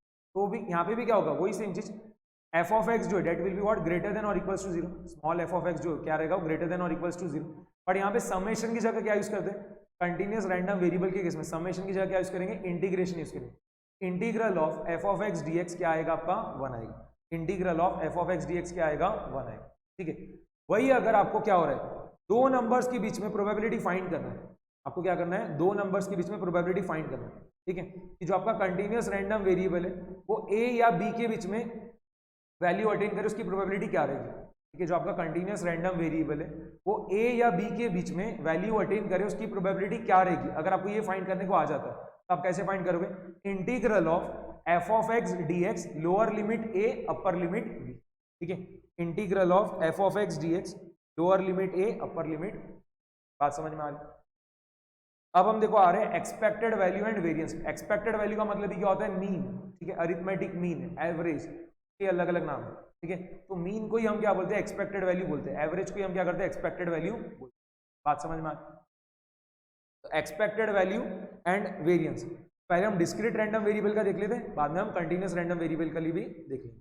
पहले देखना for discrete random variable, for discrete random variable X bar मतलब ही क्या होता है, अरिथमेटिक मीन ही होता है। म्यू मतलब भी क्या होता है, अरिथमेटिक मीन होता है। और ये जो ई ऑफ एक्स है इसको हम क्या बोलते हैं, एक्सपेक्टेड वैल्यू ऑफ एक्स। एक ही चीज के अलग अलग नोटेशन है, x bar, mu, E of x, ये सब क्या एक ही चीज होती है, कंफ्यूज मत होना, ठीक है। X bar, mu and E of x, expected value of x, ये क्या सब एक ही चीज है। और वो हम कैसे फाइंड करते हैं, डिस्क्रीट रैंडम वेरिएबल के केस में अगर आपको प्रोबेबिलिटी डिस्ट्रीब्यूशन गिवन है और आपको क्या करना है, expected value of x find करना है, मीन फाइंड करना है, वो डिस्क्रीट रैंडम वेरिएबल का कैसे फाइंड करोगे, summation of x multiplied by probability of x. किस चीज का समेशन, एक्स और प्रोबेबिलिटी के मल्टीप्लीकेशन का, ठीक है। डिस्क्रीट रैंडम वेरिएबल जो वैल्यू अटेन कर रहे हैं और उसकी जो प्रोबेबिलिटी रहेंगी उसका आप क्या करोगे, हर इसके लिए प्रोडक्ट फाइंड करते जाओगे और बाद में क्या करोगे उसका summation of X I multiplied by P. बात समझ में आया, summation of X I multiplied by P I. उसको हम क्या लिख सकते हैं, summation of x multiplied by F of x.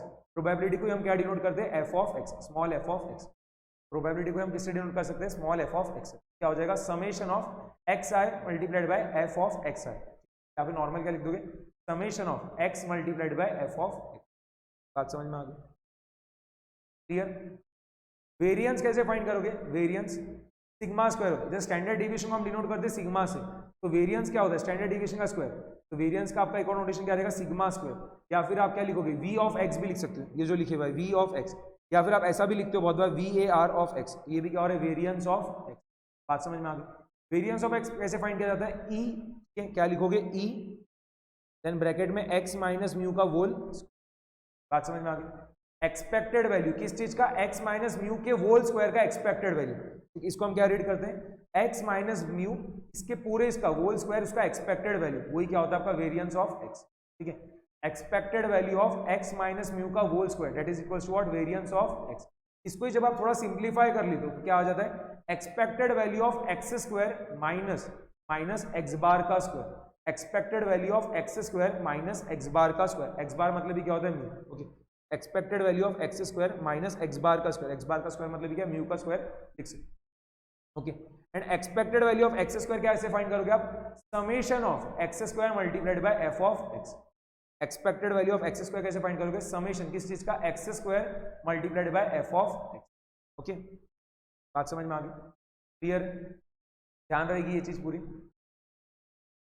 Okay, अब हम देख रहे हैं कंटिन्यूअस रैंडम वेरिएबल के केस में। ठीक है, फॉर कंटिन्यूअस रैंडम वेरिएबल, और जो कंटिन्यूअस रैंडम वेरिएबल है आपका, वो कौन कौन सी वैल्यूज अटेन कर सकता है? माइनस इन्फिनिटी से लेके प्लस इन्फिनिटी। ठीक है, अगर आपको कंटिन्यूअस रैंडम वेरिएबल का क्या करना है? एक्सपेक्टेड वैल्यू फाइंड करना है। कंटिन्यूअस रैंडम वेरिएबल का एक्सपेक्टेड वैल्यू फाइंड करना है। आपको कुछ भी नहीं करना है, जो अपने ऊपर फॉर्मुलेज देखे थे, जहां जहां पर समेशन आ रहा है उसकी जगह आप क्या लिख दोगे? सिर्फ इंटीग्रेशन लिख दो, इंटीग्रल लगा दो। ठीक है, यहाँ पे कंटिन्यूअस रैंडम वेरिएबल के केस में जब आप expected value of x find करोगे तो क्या आएगा? Integral of x multiplied by F of x d x. Integral of x multiplied by F of x d. ठीक है, लिमिट्स तो वही रहेगी माइनस इन्फिनिटी से प्लस इन्फिनिटी। ठीक है, एक्स कौन कौन सी वैल्यूज अटेन कर सकता है? माइनस इन्फिनिटी से लेकर प्लस इन्फिनिटी तक। तो लोअर लिमिट क्या हो गया? माइनस इन्फिनिटी, और अपर लिमिट क्या हो गया? प्लस। बात समझ में आ गई? एंड वही जब आप कंटिन्यूअस रैंडम वेरिएबल का वेरिएंस फाइंड करोगे, कंटिन्यूअस रैंडम वेरिएबल जिसका जब आप वेरिएंस फाइंड करोगे तो वो क्या आएगा आपका? Expected value of X square minus mu का स्क्वायर, यही चीज आएगी। Expected value of X square minus mu square, जो आपका डिस्क्रीट रैंडम वेरिएबल के केस में आ रहा था। बस अब क्या होगा? यहाँ पे समेशन आ रहा था, डिस्क्रीट रैंडम वेरिएबल में क्या आ रहा था? ये आपका समेशन आ रहा था। यहाँ पे क्या आ जाएगा? इंटीग्रल आ जाएगा, इंटीग्रेशन आ जाएगा। Integral of X square multiplied by F of x DX, lower limit minus infinity से upper limit plus infinity minus mu square. बात समझ में आ गई? इंटीग्रल किस चीज का? X square multiplied by F of x DX, lower limit minus infinity से upper limit plus infinity minus mu. ठीक है, फर्क क्या होता है इसे? डिस्क्रीट रैंडम वेरिएबल और कंटिन्यूअस रैंडम वेरिएबल के फॉर्मूलेज में फर्क किस चीज का आ रहा है? डिस्क्रीट रैंडम वेरिएबल में क्या यूज होता है? समेशन। क्या यूज में आता है? Summation. And continuous random variable में क्या यूज में आता है? इंटीग्रेशन। क्या यूज में आता है? इंटीग्रेशन। बात समझ में आ गई? बाकी क्या रहेगा पूरा? ओके, एंड आखिरी में जो हम पढ़ रहे हैं वो क्या है? प्रॉपर्टीज। एक्सपेक्टेड वैल्यूज की कुछ हम प्रॉपर्टीज देख रहे हैं। ओके, तो अगर आप कांस्टेंट का एक्सपेक्टेड वैल्यू फाइंड करोगे तो क्या आएगा? कांस्टेंट ही आएगा। कांस्टेंट का जब आप एक्सपेक्टेड वैल्यू फाइंड करोगे तो क्या आएगा? कांस्टेंट ही आएगा। हमने ऑलरेडी पहली वाली प्रॉपर्टी देखा था ना कि अगर आपको जो डेटा सेट गिवन है उसमें अगर सभी ऑब्जर्वेशंस का वैल्यू क्या है? सेम है। ठीक है, तो एवरेज जो है, अरिथमेटिक मीन जो किसके बराबर आएगा? वैल्यू ऑफ इंडिविजुअल ऑब्जर्वेशन के बराबर। वैसे यहाँ पे क्या हो रहा है? E of k is equals to what? k। ठीक है, where k is what? Constant. जब आप कांस्टेंट का एक्सपेक्टेड वैल्यू फाइंड करोगे तो क्या आएगा? कांस्टेंट ही। वैसे एक्सपेक्टेड वैल्यू अगर आप फाइंड करो x प्लस वाई का, एक डिस्क्रीट रैंडम वेरिएबल है आपका x और एक डिस्क्रीट रैंडम वेरिएबल है आपका y, और आप एक्सपेक्टेड वैल्यू किसका फाइंड करो? x प्लस वाई का, तो क्या रहेगा? Expected value of x plus expected value of y। बात समझ में आ गई? अगर आप एक्सपेक्टेड वैल्यू फाइंड कर रहे हो k मल्टीप्लाइड बाय x का, where k is constant. Expected value आप फाइंड कर रहे हो k मल्टीप्लाइड बाय x का, where k is what? Constant. तो जो कांस्टेंट है वो क्या होगा? एक्सपेक्टेड वैल्यू के बाहर आ जाएगा। आप कैसे लिखोगे? Expected value of k multiplied by x that is equals to what? k multiplied by expected value of x। k multiplied by expected value of x, where k is what? Constant. बात समझ में आ गई? Expected value of x minus y क्या रहेगा? Expected value of x minus expected value of y। ठीक है, expected value of x minus expected value of y। वैसे अगर आपके जो दो डिस्क्रीट रैंडम वेरिएबल्स है x और y, वो क्या है? इंडिपेंडेंट है। दो डिस्क्रीट रैंडम वेरिएबल्स जो आपके x और y, वो क्या है? इंडिपेंडेंट है। और आपको क्या पूछ ले रहा है? Expected value of x multiplied by y। Expected value of x multiplied by y, तो किसके बराबर रहेगा? Expected value of x multiplied by expected value of y। जैसे हमने देखा था ना probability of A intersection B क्या रहेगा, probability of A multiplied by probability of B provided events A and B are independent. वैसे ही अगर आपके जो दो डिस्क्रीट रैंडम वेरिएबल्स है, ओके, या कंटिन्यूस रैंडम वेरिएबल्स है एक्स और वाई, ये जरूरी नहीं सिर्फ डिस्क्रीट के लिए अप्लाई होगा, कंटिन्यूस के लिए भी अप्लाई होगा। मैंने हर बार डिस्क्रीट बोला था कि यहाँ पे जो प्रॉपर्टीज थी आपके एक्सपेक्टेड वैल्यूज की, तो मैंने हर बार डिस्क्रीट बोला है, बट अगर कंटिन्यूस रैंडम वेरिएबल्स भी रहते हैं तो उसके ऊपर भी अप्लाई करेगा, ठीक है, कोई भेदभाव नहीं है प्रॉपर्टीज में। और प्रॉपर्टीज क्या रहेगी आपकी डिस्क्रीट के लिए और कंटिन्यूस के लिए क्या रहेगी, सेम ही रहेगी। अगर आपके जो दो रैंडम वेरिएबल्स है एक्स और वाई, वो क्या है, इंडिपेंडेंट है। क्या है, इंडिपेंडेंट है। Expected value of x multiplied by y क्या रहेगा, expected value of x multiplied by expected value of y. बात समझ में आ गई, if x and Y are clear. तो यहाँ पे हमारा प्रोबेबिलिटी जो है पूरा कंप्लीट हो चुका है। हमने जो भी कॉन्सेप्ट्स थे, फॉर्मूलेस थे, जो भी चीज थी वो पूरी कंप्लीट हमने कर ली। अभी हम क्या करेंगे, फटाफट से जो है कुछ क्वेश्चंस करेंगे सेट ए और सेट बी के। ओके, सेट ए और सेट बी के कुछ क्वेश्चंस दिख रहे हैं, एक सेकंड वेट करना। ये रहे,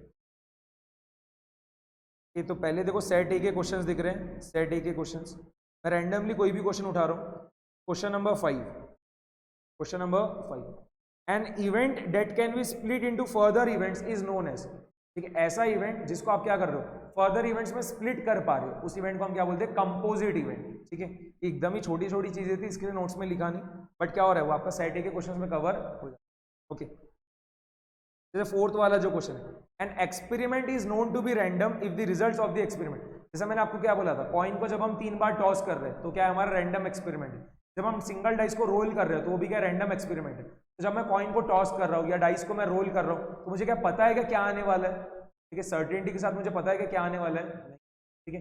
जब मैं डाइस को रोल कर रहा हूँ तो 1 से लेके 6 तक कुछ भी आ सकता है, ओके। जब मैं कॉइन को टॉस कर रहा हूँ तो हेड या टेल में से कुछ भी आ सकता है। ये थोड़ी ना बोल सकता हूँ मैं एग्जैक्टली कि हेड ही आएगा। जब मैं पॉइंट टॉस कर रहा हूँ तो मुझे पता थोड़ी ना कि हेड ही आएगा या टेल ही आएगा, हेड या टेल में से कुछ भी आ सकता है। वैसे जब मैं डाइस रोल कर रहा हूँ तो 1 से लेके 6 के बीच में कुछ भी आ सकता है। मैं सर्टेनिटी के साथ ये बोल सकता हूँ कि 3 आएगा या 4 ही आएगा, नहीं, ठीक है। यहाँ पे क्या रहेगा, can be selected at random, option number B, ठीक है, कैन बी सिलेक्टेड एट, ठीक है। इसके अलावा 6th नंबर का क्वेश्चन देखो, 6th नंबर का question, which of the following pair of events are mutually exclusive. आपको म्यूचुअली एक्सक्लूसिव का मतलब पता है क्या होता है।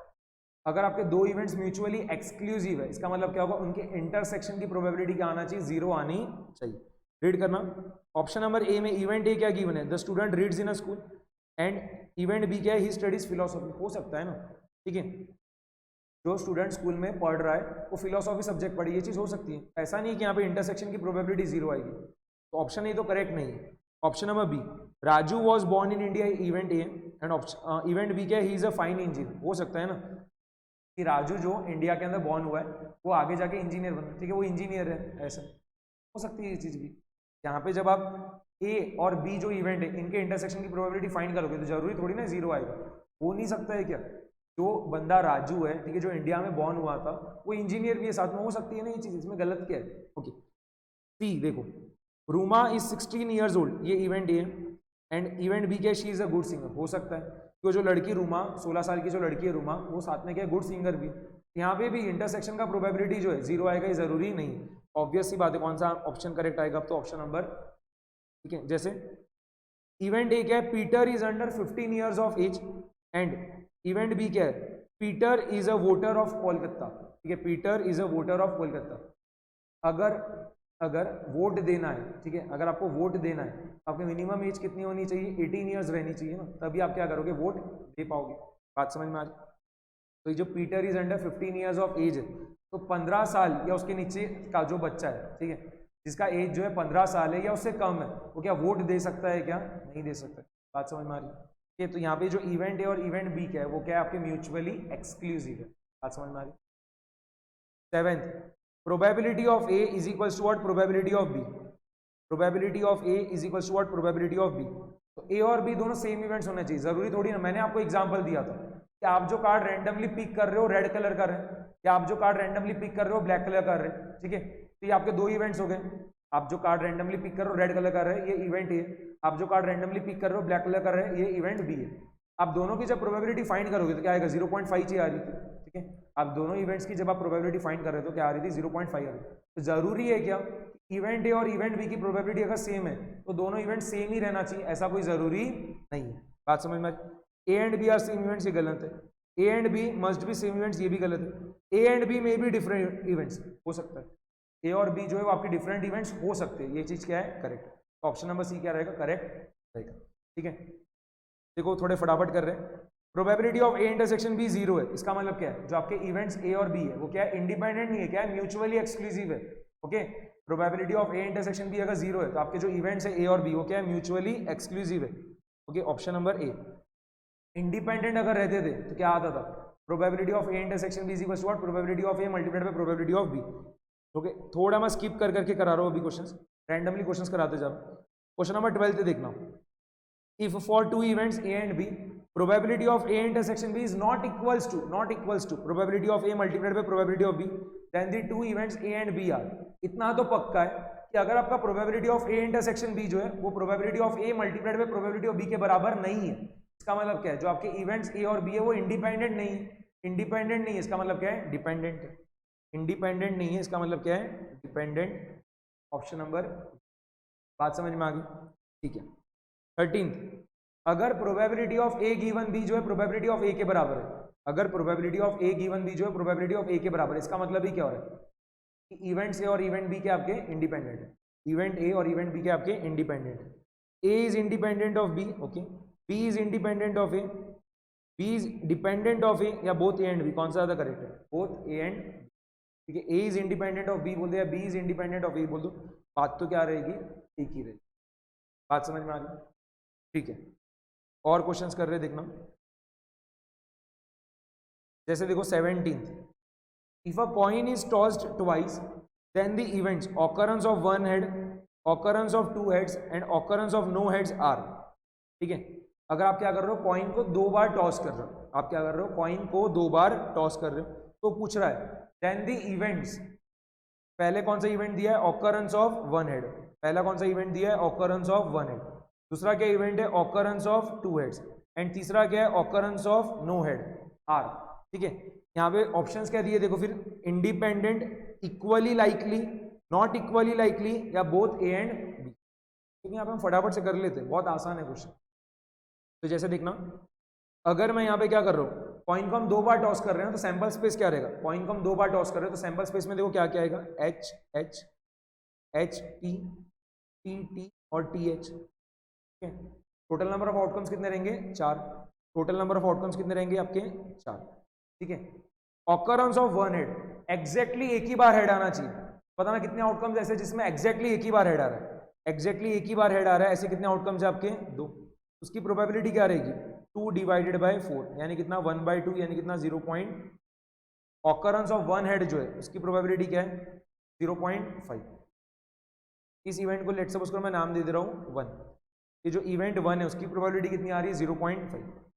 अब देखो जो इवेंट 2 है occurrence of two heads, occurrence of two heads उसकी प्रोबेबिलिटी क्या रहेगी, अब बताना ऐसा कौन सा आउटकम है जहां पे एग्जैक्टली 2 हेड्स आ रहे हैं, कौन से आउटकम में एग्जैक्टली 2 हेड्स आ रहे हैं, एक ही है सिर्फ एच एच, ठीक है। फेवरेबल आउटकम्स तो कितना है 1 और टोटल नंबर ऑफ आउटकम्स कितने हैं 4, तो 1/4 कितना होगा 0.2, 1/4 कितना होगा 0.2। तीसरा देखो ये जो तीसरा इवेंट है ऑकरेंस ऑफ नो हेड, उसको हमने नाम दे दिया, यहाँ पे बताना कौन सा आउटकम ऐसा है, कौन सा आउटकम ऐसा है जिसमें एक भी हेड ही नहीं, कौन सा आउटकम ऐसा है जिसमें एक भी हेड नहीं, टी, जब दोनों बार टेल ऑकर हो रहा है, ठीक है, वहां पे क्या हो रहा है आपका एक भी हेड नहीं, एक ही फेवरेबल आउटकम है और टोटल नंबर ऑफ आउटकम्स कितने हैं 4, तो 1/4 कितना हो गया 0.2। यहाँ पे इवेंट 1 जो है, ठीक है, जिस इवेंट को हमने 1 नाम दिया था उसकी प्रोबेबिलिटी कितनी आ रही है 0.5, जो आप इवेंट को हमने 2 नाम दिया था उसकी प्रोबेबिलिटी कितनी आ रही है 0.25, और जो इवेंट को हमने 3 नाम दिया था उसकी प्रोबेबिलिटी कितनी आ रही है 0.25, ठीक है। तो इक्वली लाइकली इवेंट्स है क्या ये, नहीं, इक्वली लाइकली इवेंट्स है क्या, नहीं, क्योंकि क्या हो रहा है प्रोबेबिलिटीज क्या अलग अलग है, एक की 0.5 है, एक की 0.25 और एक की 0.25, ओके। ये क्या रहेंगे आपके इक्वली, नॉट इक्वली लाइकली, ठीक है, नॉट इक्वली लाइकली। आप ऑप्शन नंबर सी यहाँ पे क्या कर सकते हो टिक करके आ सकते हो, बात समझ में आ गई। 18th देखो, 18th question, the probability of an event can assume any value between, आपको पता है प्रोबेबिलिटी कभी भी क्या रहेगी, जीरो से जीरो के बराबर भी हो सकती है, जीरो से ज्यादा, बट मैक्सिमम क्या जा सकती है, वन। वन के ऊपर जा सकती है क्या प्रोबेबिलिटी, नहीं। कभी भी निगेटिव जा सकती है क्या, नहीं। क्या रहेगा, 0 to 1 बोथ इंक्लूसिव, ठीक है, 0 to 1 बोथ इंक्लूसिव। तो आप यहाँ पे सबसे बेस्ट कौन सा है, 0 and 1। The probability of an event can assume any value between 0 and 1। 19 से देखो, अगर प्रोबेबिलिटी ऑफ ए कितना है, 0 है, जो इवेंट ए है उसकी प्रोबेबिलिटी क्या है, 0 है, इसका मतलब इवेंट ए क्या हो गया आपका, इम्पॉसिबल इवेंट है ना, ऐसा कभी हो ही नहीं सकता, इसके लिए उसकी प्रोबेबिलिटी क्या आ रही है, 0 आ रही है। बात समझ में आ गई। इवेंट ए क्या रहेगा आपका, इम्पॉसिबल इवेंट, मतलब event A will never happen. अगर आपका प्रोबेबिलिटी ऑफ ए 0 आ रहा है, इसका मतलब क्या, event A will never happen, ठीक है। 20, प्रोबेबिलिटी ऑफ ए अगर 1 है, इसका मतलब क्या है, वो इवेंट ए जो है क्या होगा, हरदम होगा ही, ऑलवेज हैपन, ठीक है। तो probability of A is equals to 1, then the event A is known as symmetric event, dependent event, improbable event या श्योर इवेंट। कौन सा रहेगा, श्योर इवेंट, हरदम होने ही वाला है ना, ऑलवेज हैपन, यानी क्या हो गया, श्योर इवेंट। और कभी नहीं होने वाला है उसको हम क्या बोलते हैं, कभी नहीं होने वाला जो है उसको हम क्या बोलते हैं, इम्पॉसिबल इवेंट, ठीक है, इम्पॉसिबल इवेंट। बात समझ में आ गई, ठीक है। 21, if P is to Q are the odds in favor of an event, P is to Q क्या है, odds in favor of an event, मतलब P क्या रहेगा, number of favourable outcomes, P क्या रहेगा, नंबर ऑफ फेवरेबल आउटकम्स, और Q क्या रहेगा, number of unfavourable outcomes, Q क्या रहेगा, नंबर ऑफ अनफेवरेबल आउटकम्स। तो टोटल नंबर ऑफ आउटकम्स कितने रहेंगे आपके, टोटल नंबर ऑफ आउटकम्स कितने रहेंगे, favourable outcomes plus unfavourable outcomes, यानी कितना हो जाएगा, P plus. Then the probability of that event is, प्रोबेबिलिटी का फॉर्मूला क्या होता है, number of favourable outcomes divided by total number of outcomes. Number of favourable outcomes कितना है, P, and total number of outcomes कितना है, P प्लस Q। क्या आ गया आंसर, ऑप्शन नंबर बी, है कि नहीं, एकदम आसान चीज है, ओके। 22, प्रोबेबिलिटी ऑफ इवेंट है कितना है, 5/9 है, then the odds against the event, odds against the event पूछा है, यहाँ पे प्रोबेबिलिटी ऑफ ए 5/9 है, प्रोबेबिलिटी ऑफ ए 5/9 है, ये 5 मतलब क्या हो गया, नंबर ऑफ फेवरेबल आउटकम्स, ये 5 क्या हो गया, number of favourable outcomes, and 9 क्या हो गया, टोटल नंबर ऑफ आउटकम्स, 9 क्या हो गया, total number of outcomes. Number of unfavourable outcomes कितने रहेंगे, 9 माइनस 5, ठीक है, नंबर ऑफ अनफेवरेबल आउटकम्स कितने रहेंगे, 9 माइनस 5 कितना, 4। पूछा गया odds against the event, odds against the event का फॉर्मूला क्या होता है, number of unfavourable outcomes divided by number of favourable outcomes. Number of unfavourable outcomes कितना है, 4, नंबर ऑफ अनफेवरेबल आउटकम्स कितना है, 4, and number of favourable outcomes कितना है, 5। ऑड्स अगेंस्ट द इवेंट कितना आ रहा है, 4/5, यानी कितना, 4:5, ऑप्शन नंबर है। एकदम आसान क्वेश्चन है, एकदम ही आसान, ओके। इसके बाद देखो नीचे वाला भी करके बता दे रहा हूँ, question number 23, if A, B and C are mutually exclusive and exhaustive events, then probability of A plus probability of B plus probability of C equals to what. हमने दो इवेंट्स के तो इसमें देखा था, अगर दो इवेंट्स A और B क्या है, म्यूचुअली एक्सक्लूसिव है और एग्जॉस्टिव है, तो probability of A union B is equals to probability of A plus probability of B equals to 1। अगर तीन इवेंट्स है तो उनके लिए भी क्या आएगा, probability of A union B union C is equals to probability of A plus probability of B plus probability of C equals to 1। क्या आएगा आंसर यहाँ पे, ऑप्शन नंबर, ऑप्शन नंबर। बात समझ में आ रही है। 25, probability of B given A is defined only when, probability of B given A is defined only when. Probability of B given A कैसे फाइंड करते हैं हम, probability of A intersection B divided by probability of A, ठीक है। अगर आपका denominator 0 हो जाता है, यहाँ पे अगर आपका ये जो डिनोमिनेटर है प्रोबेबिलिटी ऑफ A, अगर ये 0 हो जाता है तो उस केस में probability of B given A क्या हो जाएगा, इनफाइनाइट, ठीक है। तो probability of B given A को आप डिफाइन कर पा रहे हो क्या, उस केस में नहीं, वो नॉट डिफाइंड हो जाएगा। इसका मतलब क्या है, प्रोबेबिलिटी ऑफ A जो है वो कभी भी आपका 0 नहीं आना चाहिए। प्रोबेबिलिटी ऑफ B गिवन है, इसको डिफाइन करने के लिए प्रोबेबिलिटी ऑफ A जो है वो कभी भी आपका 0 नहीं आना चाहिए, ठीक है। तो A is not an impossible event. अगर क्योंकि A इम्पॉसिबल इवेंट हो गया, इसका मतलब क्या है, प्रोबेबिलिटी ऑफ A कितना हो गया, 0। तो हम क्या बोल रहे हैं, probability of B given A को डिफाइंड रहने के लिए प्रोबेबिलिटी ऑफ A कभी भी 0 नहीं आना चाहिए, मतलब A जो है वो आपका इम्पॉसिबल इवेंट नहीं रहना चाहिए। बात समझ में आ रही है, एकदम आसान चीज है। 27, for two events A and B, probability of A union B is equals to what, probability of A plus probability of B only when A and B are mutually exclusive। ये देखो क्या होता क्या है, probability of A union B होता क्या है, probability of A plus probability of B minus probability of A intersection. But अगर ये वाली टर्म प्रेजेंट ही नहीं है, probability of A intersection B वाली टर्म प्रेजेंट नहीं, मतलब क्या है, 0 है, और probability of A intersection B 0 है, इसका मतलब क्या है, ए और बी क्या है, म्यूचुअली एक्सक्लूसिव है। यानी कौन सा ऑप्शन है यहाँ पे, ऑप्शन नंबर, बात समझ में आ जाए, ठीक है। और भी कुछ क्वेश्चंस अगर कराना है तो जैसे देखो यहाँ पे हम क्या कर सकते हैं, 10th वाला क्वेश्चन देखो और बता दे रहा हूँ। If an unbiased coin is tossed once then the two events head and tail are. अगर आप क्या कर रहे हो, अनबायस्ड कॉइन जो इसको क्या कर रहे हो, एक ही बार टॉस कर रहे हो, तो आपके क्या हो सकता है, या तो हेड आएगा या तो टेल आएगा। ये जो आपके दो इवेंट्स, ऑकरेंस ऑफ हेड और एक क्या ऑकरेंस ऑफ टेल, ये क्या क्या रहेंगे, म्यूचुअली एक्सक्लूसिव रहेंगे, क्योंकि अगर हेड ऑकर होगा तो टेल ऑकर नहीं हो सकता, और अगर टेल ऑकर कर गया तो हेड ऑकर नहीं हो सकता, ठीक है। तो जब आप इन दोनों इवेंट्स का इंटरसेक्शन फाइंड करोगे, इन दोनों इवेंट्स के इंटरसेक्शन की जब आप प्रोबेबिलिटी फाइंड करोगे तो क्या आएगा, 0 आएगा। बात समझ में आ, ठीक है। इन दोनों इवेंट्स की यूनियन की जब आप प्रोबेबिलिटी फाइंड करोगे तो क्या आएगा, 1 आएगा, क्योंकि ऑब्वियस सी बात है, जब आप कॉइन टॉस करोगे तो क्या आएगा, या तो हेड आएगा या तो टेल आएगा, कोई तीसरा इवेंट ऑकर हो सकता है क्या, नहीं। तो probability of A union B क्या आएगा, यहाँ पे आपका 1 आएगा। Probability of A intersection B क्या आएगा, आपका 0 आएगा। म्यूचुअली एक्सक्लूसिव तो है ही, पक्की बात है, के साथ साथ में क्या एग्जॉस्टिव भी है, ठीक है। And probability of occurrence of head क्या रहेगा, 1/2 यानी कितना, 0.5। And probability of occurrence of tail क्या रहेगा, 1/2 यानी कितना, 0.5। ये दोनों इवेंट्स के आपके इक्वली लाइकली भी है, म्यूचुअली एक्सक्लूसिव भी है, एग्जॉस्टिव भी है और इक्वली लाइकली भी है। कौन सा ऑप्शन करेक्ट आएगा, म्यूचुअली एक्सक्लूसिव भी है, एग्जॉस्टिव भी है, इक्वली लाइकली भी है, कौन सा हो गया, option number D, all of this. बात समझ में आ रही।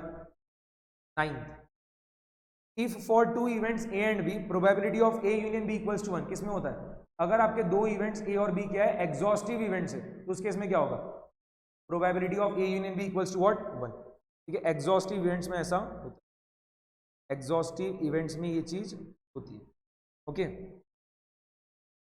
वैसे 11th भी कर लेते हैं, probability of A equals to probability of B given है, then the two events A and B are equally likely या equiprobable events, option number, बात समझ में आ रही।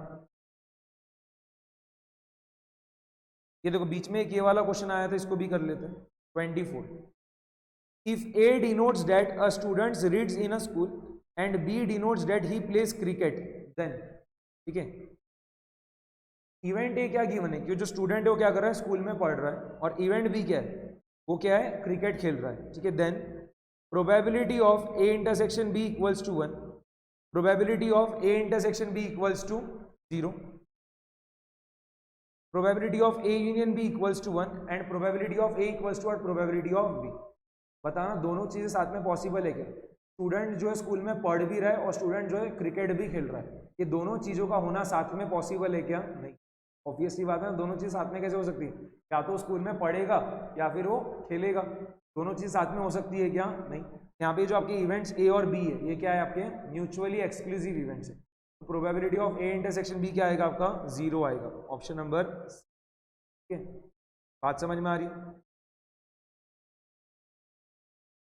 ये देखो एक और क्वेश्चन यहाँ पे, एक ही क्वेश्चन छोटे हैं बीच में, इसके लिए वो भी कराते जा रहा हूँ। Probability of A given B complement is defined only when, तो यहाँ पे देखना, probability of A given B complement आप कैसे फाइंड करोगे, probability of A intersection B complement divided by probability of B complement, ठीक है। अगर आपको probability of A given B complement जो है ये डिफाइंड चाहिए, इसका मतलब क्या है, प्रोबेबिलिटी ऑफ बी कॉम्प्लीमेंट जो है, प्रोबेबिलिटी ऑफ बी कॉम्प्लीमेंट जो है ये कभी भी 0 नहीं आना चाहिए, प्रोबेबिलिटी ऑफ बी कॉम्प्लीमेंट जो कभी भी 0 नहीं आना चाहिए। इसका मतलब ही क्या है, प्रोबेबिलिटी ऑफ बी जो है वो कभी भी 1 नहीं आना चाहिए, ठीक है। देखो अगर प्रोबेबिलिटी ऑफ बी 1 हो गया, अगर प्रोबेबिलिटी ऑफ इवेंट बी 1 हो गया तो प्रोबेबिलिटी ऑफ बी कॉम्प्लीमेंट क्या होगा, 0 हो जाएगा।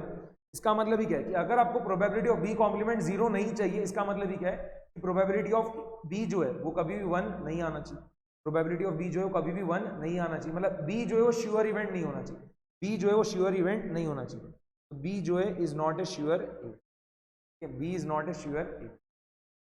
बात समझ में आ रही। थोड़ा घुमा फिरा के क्वेश्चंस पूछ रहे हैं बट आपको आंसर्स देते आ जाएंगे, कोई बहुत ज्यादा बड़ी बात नहीं है, ओके, ठीक है। एक देखो क्वेश्चन नंबर 29 बताओ, for any two events A and B, हमें क्या पता है, probability of A union B is equals to what, probability of A plus probability of B minus probability of A intersection.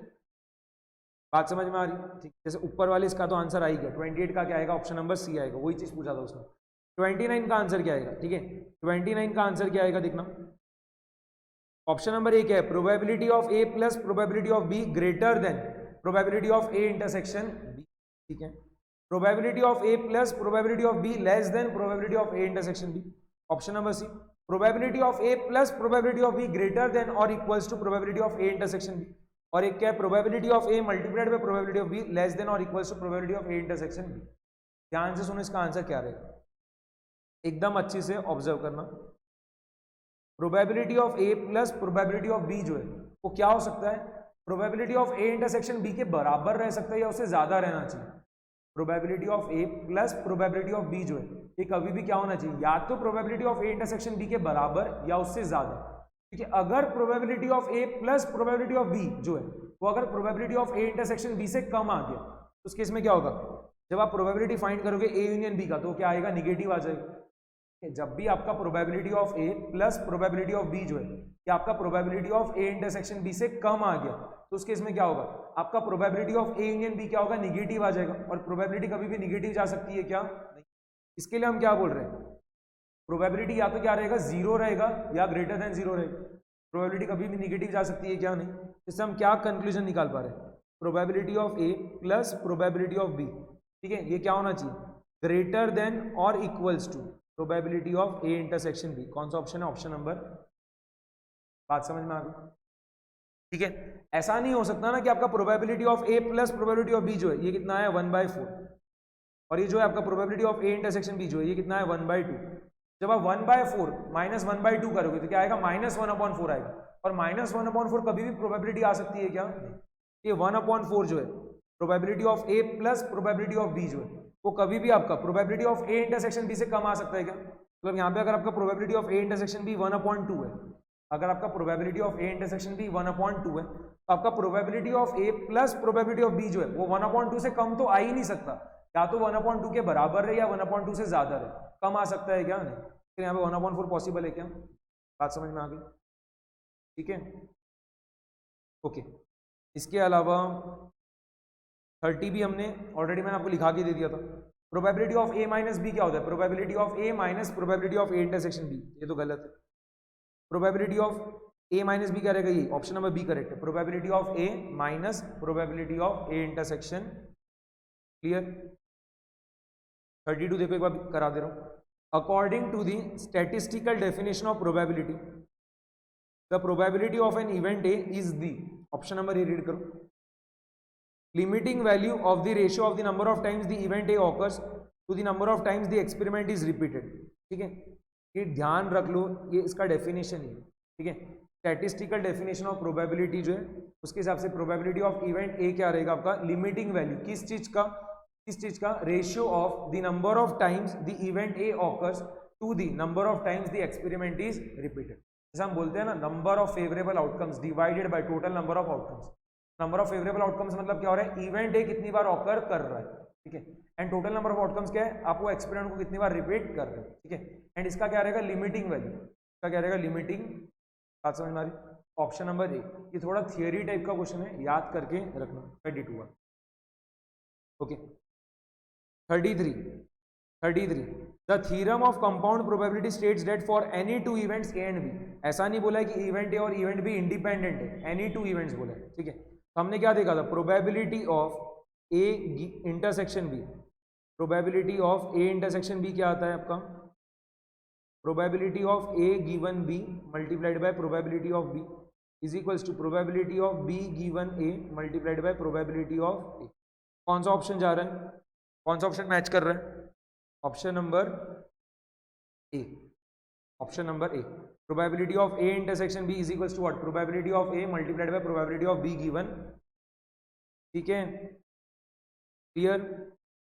34 if A and B are mutually exclusive events, mutually exclusive मतलब क्या होगा, intersection का probability क्या आएगा, 0। Probability of A minus B देखो क्या होता है, probability of A minus probability of A intersection. अब ए और बी क्या है, म्यूचुअली एक्सक्लूसिव है तो उनके इंटरसेक्शन की प्रोबेबिलिटी क्या आएगी, 0। इस वजह से क्या होगा, probability of A minus B आपका किसके बराबर आ जाएगा, प्रोबेबिलिटी ऑफ ए के बराबर, अगर आपके इवेंट ए और बी क्या है, म्यूचुअली एक्सक्लूसिव है, यानी ऑप्शन नंबर, बात समझ में आ गई, ऑप्शन नंबर ए करेक्ट आ जा रहा है। 35 probability of A minus B क्या गिवन आपको, probability of B minus A के बराबर। Probability of A minus B क्या होता है? Probability of A minus probability of A intersection B, and probability of B minus A क्या होगा? Probability of B minus probability of A intersection B. ये दोनों क्या हो गए? कैंसिल आउट हो जाएंगे। तो क्या आ रहा है? Probability of A is equals to probability of, कौन सा ऑप्शन? Option number. बात समझ में आ गई? एकदम ही ज्यादा आसान क्वेश्चंस है, ठीक है, और इस टाइप के क्वेश्चंस ही एग्जाम में टेस्ट होंगे, ठीक है, इस टाइप के आसान क्वेश्चंस ही एग्जाम में टेस्ट होते हैं, क्योंकि आपको 120 मिनट्स में 100 क्वेश्चन सॉल्व करना है, तो लेंथी क्वेश्चंस वगैरह तो नहीं पूछ सकता ना, क्या करेगा? आसान क्वेश्चंस पूछेगा, ट्रिकी क्वेश्चंस पूछेगा, ओके। तो आपका सेट है जो एकदम अच्छे से हो जाना चाहिए, और सेट बी के क्वेश्चंस भी हो जाने चाहिए। अगर वो आप अच्छे से कर लेते हो तो आप एग्जाम में जो क्वेश्चन आएंगे उसको आसानी से बना सकते। 36 देखो, the number of conditions to be satisfied by 3 events A B and C for complete independence is. 3 events है ए बी और सी, ठीक है, तो पूछ रहा है कितनी कंडीशन सेटिस्फाई होना चाहिए फॉर कंप्लीट इंडिपेंडेंस। क्या पहली कंडीशन क्या सेटिस्फाई होना चाहिए? Probability of A intersection B is equals to what? Probability of A multiplied by probability of B. दूसरी कंडीशन क्या सेटिस्फाई होना चाहिए? Probability of B intersection C is equals to what? Probability of B multiplied by probability of C. तीसरी condition क्या satisfy होना चाहिए? Probability of C intersection A क्या हो रहेगा? Probability of C multiplied by probability of A. और चौथा condition क्या सेटिस्फाई होना चाहिए? Probability of A intersection B intersection C क्या रहेगा? Probability of A multiplied by probability of B multiplied by probability of सी।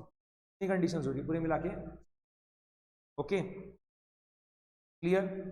37, अगर दो इवेंट्स आपके इंडिपेंडेंट है then probability of A intersection B क्या रहेगा? Probability of A multiplied by probability of B, option number, ठीक है। 38, values of a random variable are always positive numbers, always positive real numbers, natural numbers. Random variables है ना वो आपके, ठीक है, तो कोई कुछ भी वैल्यू अटेन कर सकते हैं, ऐसा जरूरी थोड़ी ना कि पॉजिटिव ही आएगा या निगेटिव ही आएगा, ठीक है, या फिर रैशनल नंबर्स ही आएंगे या इंटीजर्स ही आएंगे, क्या हो सकता है? कुछ भी वैल्यू अटेन कर सकते हैं, ठीक है। एनी रियल नंबर, क्या आएगा इसका आंसर? Any real number. तो values of a random variable are real number. बात समझ में आ रही है? Real numbers. Expected value of a random variable, expected value of a random variable, ये भी क्या होगा? पॉजिटिव भी आ सकता है, निगेटिव भी आ सकता है, जीरो भी आ सकता है।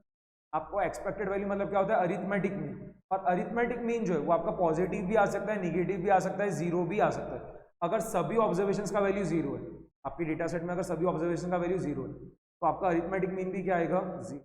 अगर सभी ऑब्जर्वेशंस का वैल्यू क्या है? 5 है, तो अरिथमेटिक मीन क्या आएगा? 5। अगर सभी ऑब्जर्वेशंस का वैल्यू क्या है? -10 है, तो अरिथमेटिक मीन क्या आएगा? -10। आ सकता है ना, पॉजिटिव भी, नेगेटिव भी और जीरो भी, है ना, एकदम आसान। तो मे बी पॉजिटिव और नेगेटिव और जीरो। बात समझ में आ रही? 40, if all the values taken by random variable are equal then expected value is equal to what? Value of individual observation, ठीक है, then its expected value zero, गलत। अगर सभी ऑब्जर्वेशन का वैल्यू सेम है, एक्सपेक्टेड वैल्यू मतलब arithmetic mean zero नहीं आता है, जो आपके डिस्पर्शन के मैचेस है वो जीरो आएंगे, स्टैंडर्ड डिवीजन जीरो आएगा, ठीक है। तो ऑप्शन नंबर बी क्या हो गया? Correct. Its standard division is what? 41, if x and Y are independent, आपको ध्यान में आ रहा होगा, E of x multiplied by y क्या होता है? E of x multiplied by E of y। Expected value of x multiplied by y is equal to what? Expected value of x multiplied by expected value of y। कौन सा option है? Option number A. 42, if the random variable assumes the values x1 x2 x3 x4 with corresponding probabilities p1 p2 p3 p4 then the expected value of x is, x1 की होने की probability कितनी है? p1, x2 की होने की p2, x3 की होने की p3 एंड x4 के होने की क्या है? p4। आपको एक्सपेक्टेड वैल्यू का आपको फॉर्मूला ध्यान में आ रहा होगा, क्या होता है? Summation of xi multiplied by pi। क्या होगा? x1 multiplied by p1 plus x2 multiplied by p2 plus x3 multiplied by p3 plus x4 multiplied by p4। कौन सा ऑप्शन? ऑप्शन नंबर बी, ठीक है। 43, f of x the probability mass function of random variable x satisfies. f of x के लिए हमने क्या बोला था? ग्रेटर देन और इक्वल टू जीरो होना चाहिए। f of x जो क्या होना चाहिए? ग्रेटर देन और इक्वल टू जीरो, और एक और क्या था? Summation of f of x क्या आएगा? 1। कौन सा ऑप्शन करेक्ट है? Option number f of x greater than और equal to zero and summation of f of x क्या आएगा? 1। Variance of a random variable x is given by, क्या होता है? Expected value of x minus mu का whole, ठीक है। Option number A तो करेक्ट है, expected value of x minus mu का होल स्क्वायर। आप म्यू के जगह एक्सपेक्टेड वैल्यू ऑफ x भी लिख सकते हो, तो expected value of x minus expected value of X का whole square. Option number B भी क्या है, करेक्ट है। ऑप्शन नंबर डी आएगा, ए और बी, ठीक है, ए और 45 if two random variables X and Y are related by, ठीक है, ध्यान से रीड करो। If two random variables X and Y are related by Y equals to 2 - 3x, देखे जाए तो ये प्रोबेबिलिटी चैप्टर का क्वेश्चन ही नहीं है, ये किसका क्वेश्चन हो गया आपका, मेजर्स ऑफ डिस्पर्शन का क्वेश्चन हो गया, ठीक है। y इक्वल्स टू 2 - 3x, तो स्टैंडर्ड डेविएशन जो है that remains unaffected due to change of origin but gets affected due to what, change of scale. यहाँ पे जो 2 है ये तो क्या है, चेंज ऑफ ओरिजिन, इससे कुछ भी फर्क पड़ेगा कि स्टैंडर्ड डेविएशन पे, नहीं। बट ये जो -3 है, ये जो आपका -3 है, ये क्या है, चेंज ऑफ स्केल है, इससे क्या होगा, फर्क पड़ जाएगा। स्टैंडर्ड डेविएशन ऑफ y जब आप फाइंड करोगे, स्टैंडर्ड डेविएशन ऑफ y जब आप फाइंड करोगे तो क्या रहेगा, absolute value of -3 multiplied by standard deviation of x, क्या रहेगा, 3 multiplied by standard deviation of, कौन सा ऑप्शन है, option number B, 3 multiplied by standard deviation of x। 46 probability of getting a head when 2 unbiased coins are tossed simultaneously. आप क्या कर रहे हो, 2 कॉइन्स को साइमल्टेनियसली टॉस कर रहे हो, तो पूछ रहा है हेड आने की प्रोबेबिलिटी क्या रहेगी, हेड आने की प्रोबेबिलिटी क्या रहेगी, बात समझ में आ रही। तो यहाँ पे देखो, probability of getting a head when 2 unbiased coins are tossed simultaneously, आपके सैंपल स्पेस में क्या क्या आएगा, HH आ सकता है, HT आ सकता है, TT आ सकता है और TH, बात समझ में आ गई, क्लियर, ओके। अब वो पूछ रहा है probability of getting a head, मतलब हेड आना चाहिए, कितने हेड आना चाहिए वो बोला क्या, नहीं, बस हेड आना चाहिए, एक कम से कम एक हेड आना चाहिए। तो ऐसे कितने आउटकम्स है जिसमें कम से कम एक हेड आ रहा है, HH में आ रहा है, HT में आ रहा है और TH में आ रहा है, ठीक है, 3 आउटकम्स ऐसे जिसमें आपका कम से कम हेड तो आ ही रहा है, क्या हो गया, 3/4 which is equals to what, 0.70 number, बात समझ में आ गई, ठीक है। 47 बहुत सारे क्वेश्चन है सेट ए में, ठीक है, और पूरे के पूरे मैंने करा दिया, तो बहुत टाइम इसमें चला जा रहा है, और यही इस टाइप के एकदम सिंपल आसान क्वेश्चन ही एग्जाम में आते हैं। If an unbiased coin is tossed twice the probability of obtaining at least one tail, ठीक है, तो वही है, सैंपल स्पेस हमने ऑलरेडी लिख रखा है, उसको यूज करते हैं, HH, HT, TT और TH। अब क्या पूछ रहा है वो, एटलीस्ट वन टेल, कम से कम एक टेल, कम से कम एक टेल, तो बताना कौन कौन से आउटकम्स में कम से कम एक टेल आ रहा है, HT में आ रहा है, TT में आ रहा है और TH में आ रहा है, क्या आएगा answer, 3/4 is equals to what, 0.75, option number C है। एकदम ही आसान क्वेश्चन, तो बहुत ही आसान क्वेश्चन हो गए, ओके।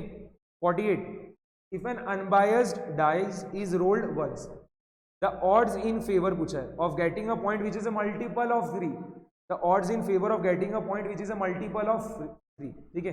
फेवरेबल आउटकम्स बताना कौन कौन से रहेंगे, जब आप सिंगल डाइस को रोल कर रहे हो, अपर फेस पे जो आपका पॉइंट आ रहा है, अपर फेस पे जो आपका नंबर आ रहा है, वो क्या होना चाहिए, 3 का मल्टीपल होना चाहिए, क्या आ सकता है वो, 3 और 6। फेवरेबल आउटकम्स कितने पूरे मिला के, 2, और अनफेवरेबल आउटकम्स क्या करेंगे, 1, 2, 4 और 5। ऑड्स इन फेवर यानी क्या होता है, number of favourable outcomes divided by number of unfavourable outcomes, यानी क्या हो गया, 2/4 यानी क्या हो गया, 1/1:2, बात समझ में आ रही है, ठीक है, आसान क्वेश्चन है। 49 में देखो, अ bag contains 15 1 rupee coins, 25 2 rupee coins and 10 5 rupee coins, ठीक है। If a coin is selected at random from the bag, then the probability of not selecting a 1 rupee coin, क्या प्रोबेबिलिटी है कि जो आपने कॉइन रैंडमली सिलेक्ट किया वो 1 रुपए का नहीं है, 1 रुपए का नहीं है, मतलब क्या हो सकता है, या तो 2 रुपए का हो सकता है या 5 रुपए का हो सकता है, ठीक है। फेवरेबल आउटकम्स कितने रहेंगे, 25 और 10, यानी कितना हो गया, 35, 25 + 10 कितना हो गया, 35, and total number of outcomes कितने रहेंगे, 15 + 25 + 10 कितना हो गया, 15 + 25 40, एंड 40 + 10 कितना, 50, 35/50, तो 5 × 7 35, 5 × 10 कितना, 50, 7/10 कितना आएगा, 0.7, ऑप्शन नंबर बी है, एकदम आसान, ये बहुत ही आसान क्वेश्चन है। अगर वो पूछता था कि probability of selecting a 1 rupee coin, हम जो कॉइन रैंडमली सिलेक्ट कर रहे हैं बैग में से वो 1 रुपए का ही होना चाहिए, उसकी प्रोबेबिलिटी क्या रहेगी, 15/, ठीक है। अब आपका क्या हो जाता था, फेवरेबल आउटकम्स कितने रहते थे, 15, ये पूरे बैग में 1 रुपए वाली कॉइन कितने, 15 ही है ना, 15 डिवाइडेड बाय 50, तो कितना आता था आपका, 3/10, ठीक है, 15/50 कितना आता, 3/10, यानी कितना, 0.3। बट उसने प्रोबेबिलिटी ऑफ इवेंट ए नहीं पूछा, उसका कॉम्प्लीमेंट पूछा, क्या हो जाएगा, 1 - प्रोबेबिलिटी ऑफ ए, यानी 1 - 0.3 कितना हो गया, 0.7, अलग अलग तरीके से सॉल्व करके बता दिए। 50, ठीक है, question number 50, A, B and C are three mutually independent events with probability 0.3, 0.2 and 0.4 respectively. What is probability of A intersection B intersection C? Independent events है, क्या होगा? Probability of A multiplied by probability of B multiplied by probability of C. फटाफट से करो। 0.3 multiplied by 0.2 multiplied by 0.4 कितना आ गया? कितना आ गया? 0.024, 0.024, मिस्टेक मत कर देना, 0.240 नहीं आ रहा, कितना आ रहा है? 0.02, ठीक है। 51, if two letters are taken at random from the word home, what is the probability that none of the letters would be vowels? हम क्या कर रहे हैं, जो वर्ड है होम, HOME, ठीक है, ये वर्ड जो होम है उसमें कितने लेटर्स है पूरे मिला के? 4 लेटर्स है। कितने लेटर्स है पूरे मिला के? 4। आप क्या कर रहे हो, कोई भी रैंडमली क्या कर रहे हो, 2 लेटर्स को सिलेक्ट कर रहे हो। आप रैंडमली क्या कर रहे हो, कोई भी 2 लेटर्स को सिलेक्ट कर रहे हो। बात समझ में आ रही है? ठीक है, तो पूछ रहा है probability that none of the letters would be vowels. Probability that none of the letters would be vowels, मतलब आप जो रैंडमली 2 लेटर सिलेक्ट कर रहे हो वॉवेल होना नहीं चाहिए, वॉवेल होना ही नहीं चाहिए। यहाँ पे वॉवेल्स कौन कौन से हैं? एक तो ओ है और एक ई है, एक तो क्या है वॉवेल ओ है और एक क्या है ई है। मतलब इतना पक्का है, आपको क्या चाहिए, आप जो लेटर सिलेक्ट कर रहे हो क्या होना चाहिए? एच और एम। आप जो लेटर सिलेक्ट कर रहे हो क्या होना चाहिए? एच और एम होना चाहिए, ठीक है। और बताना 2 लेटर्स आप कितने तरीके से सिलेक्ट कर सकते हो? यहाँ पे आप 2 लेटर्स कितने तरीके से सिलेक्ट कर सकते हो? 4C2, ठीक है, 4C2 यानी क्या होगा? 4 factorial divided by 2 factorial multiplied by 4 - 2 का फैक्टोरियल, यानी वो भी क्या होगा? 2 फैक्टोरियल। 4 फैक्टोरियल कितना? 24, 2 फैक्टोरियल भी 2 और ये 2 फैक्टोरियल भी 2, तो 24/4 कितना हो गया? 6। 24 डिवाइड बाय 4 कितना हो गया? 6। और फेवरेबल आउटकम कितना है? सिर्फ HM, एक ही हो सकता है। क्या आएगा आंसर? 1/6, 1/6, option number. बात समझ में आ रहा है? ऑप्शन नंबर, ठीक है। इसके अलावा देखो question number 53, if x and y are random variables having expected values as 4.5 and 2.5 respectively, then the expected value of x minus y. इतने आसान क्वेश्चन है। Expected value of x minus expected value of y, यानी क्या हो गया? 4.5 minus 2.5 कितना हो गया? ठीक है। 54, if the variance of a random variable x is 23, variance of x given है, ध्यान से, ठीक है, वेरिएंस ऑफ x गिवन है 23, what is the variance of 2x plus 10? आपको 2x प्लस 10 का वेरिएंस चाहिए, स्टैंडर्ड डेविएशन नहीं, ठीक है, ध्यान से करना, एकदम आसानी से हो जाएगी। तो y इज इक्वल्स टू क्या है? 2x plus 10। 2x प्लस 10 को हमने क्या करा? एक वेरिएबल का नाम दे दिया y, ठीक है। अब यहाँ पे देखो स्टैंडर्ड डेविएशन ऑफ y क्या होगा? Absolute value of 2 multiplied by standard deviation of x, ये क्या हो जाएगा? 2 multiplied by standard deviation of x। Standard deviation of y क्या हो गया? 2 multiplied by standard deviation of x, squaring both sides. जब मैं स्टैंडर्ड डेविएशन ऑफ y का स्क्वायर कर रहा हूँ तो क्या हो जाएगा? वेरिएंस ऑफ y, ये 2 का स्क्वायर कितना हो जाएगा? 4, और स्टैंडर्ड डेविएशन ऑफ x का स्क्वायर क्या होगा? वेरिएंस ऑफ, मुझे वेरिएंस ऑफ x पता है ना, 23, वेरिएंस ऑफ y कितना हो गया? 4 मल्टीप्लाइड बाय 23 कितना हो जाएगा? 92, कितना हो जा रहा है? 92, ऑप्शन नंबर डी। बात समझ में आ रही है? Option number D.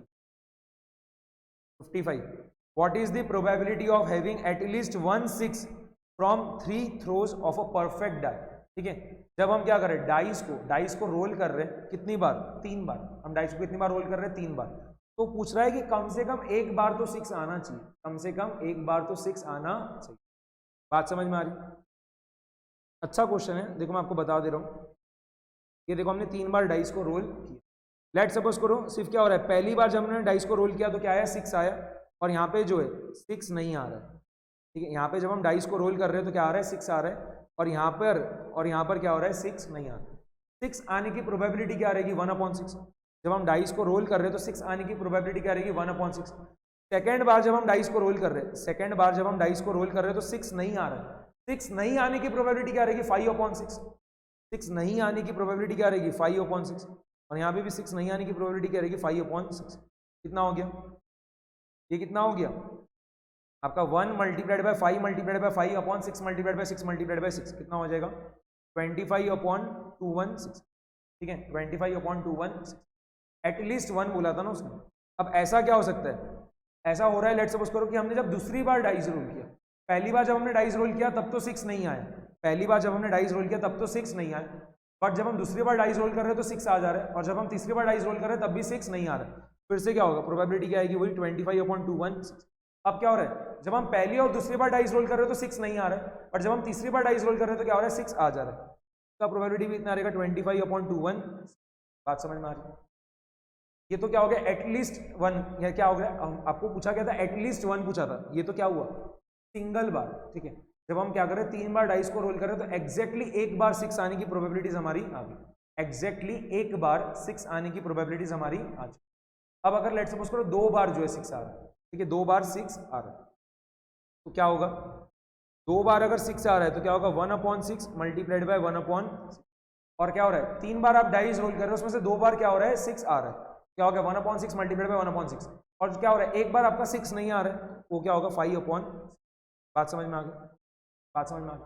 और 2 बार 6 आने की, 2 बार 6 कैसे आ सकता है, 2 बार 6 कैसे आ सकता है आपका 3C2। ठीक है, आप 3 बार डाइस को थ्रो कर रहे हो ना, तो उसमें से कभी भी क्या होना चाहिए, 2 बार जो है आपका 6 आना चाहिए, तो क्या होगा 3C2। या तो फर्स्ट और सेकंड इसमें आ गया, या तो फर्स्ट और थर्ड इसमें आ गया, या तो सेकंड और थर्ड इसमें आ गया। जब आप 3C2 फाइंड करोगे तो भी क्या आएगा, 3 ही आएगा। ठीक है, तो क्या हो गया, मल्टीप्लाइड बाय 3C, क्या आ रहा है 5/216 मल्टीप्लाइड बाय कितना हो जा रहा है, 15/200। बात समझ में आ गई। ये पहले वाले इसमें भी देखो क्या हो रहा था कि अगर आपका, जब आप डाइस को क्या कर रहे हो, जब आप डाइस को क्या कर रहे हो, जब आप डाइस को ध्यान से सुनना, जब आप डाइस को क्या कर रहे हो, रोल कर रहे हो 3 बार, एक ही बार आपका 6 आ रहा है, एक ही बार आपका 6 आ रहा है। ठीक है, एक ही बार 6 जो आपका आ रहा है वो क्या रहेगा, एक ही बार 6 आ रहा है तो 1/6, और 2 बार 6 नहीं आ रहा है तो उसके लिए क्या रहेगा 5/6, 5/6। ठीक है, और आप 3 बार डाइस थ्रो कर रहे हो ना, उसमें एक ही बार 6 आ रहा है तो क्या रहेगा, 3 में से आप एक ही ले रहे हो, तो 3C1 क्या होगा, 3C1 के लिए क्या आ रहा था, 25/216 आपका 3 बार आ रहा था, 3C1 कितना आएगा 3, 25/216 मल्टीप्लाइड बाय 3 यानी कितना हो गया 75/21। और ऐसा भी तो हो सकता है कि जब हम डाइस को 3 बार रोल कर रहे हैं तो क्या हो रहा है, तीनों बार आपका 6 आ रहा है, तीनों बार आपका 6 आ रहा है, तो क्या रहेगा 5/6 मल्टीप्लाइड बाय 5/6 मल्टीप्लाइड बाय 5/6 कितना हो जाएगा 125/21। इन तीनों का एडिशन कर लो, 75/216 प्लस कितना था 15/216 प्लस 125/216। 75 प्लस 15 कितना होगा 90, 75 प्लस 15 कितना हो गया 90, एंड 90 प्लस 125 कितना हो गया, 90 प्लस 125 कितना हो गया 215। कितना आ रहा है 215 डिवाइडेड बाय 216। कौन सा option, 215 divided by 216, option number C. ठीक है, ऑप्शन नंबर सी।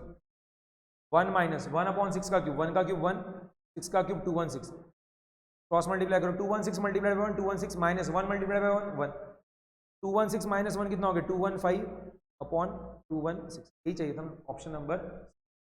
बात समझ में आ गई। इसका शॉर्टकट भी है, ये तो मैंने आपको क्या करा, पूरा इतना लेंथी तरीके से सॉल्व करके बताया।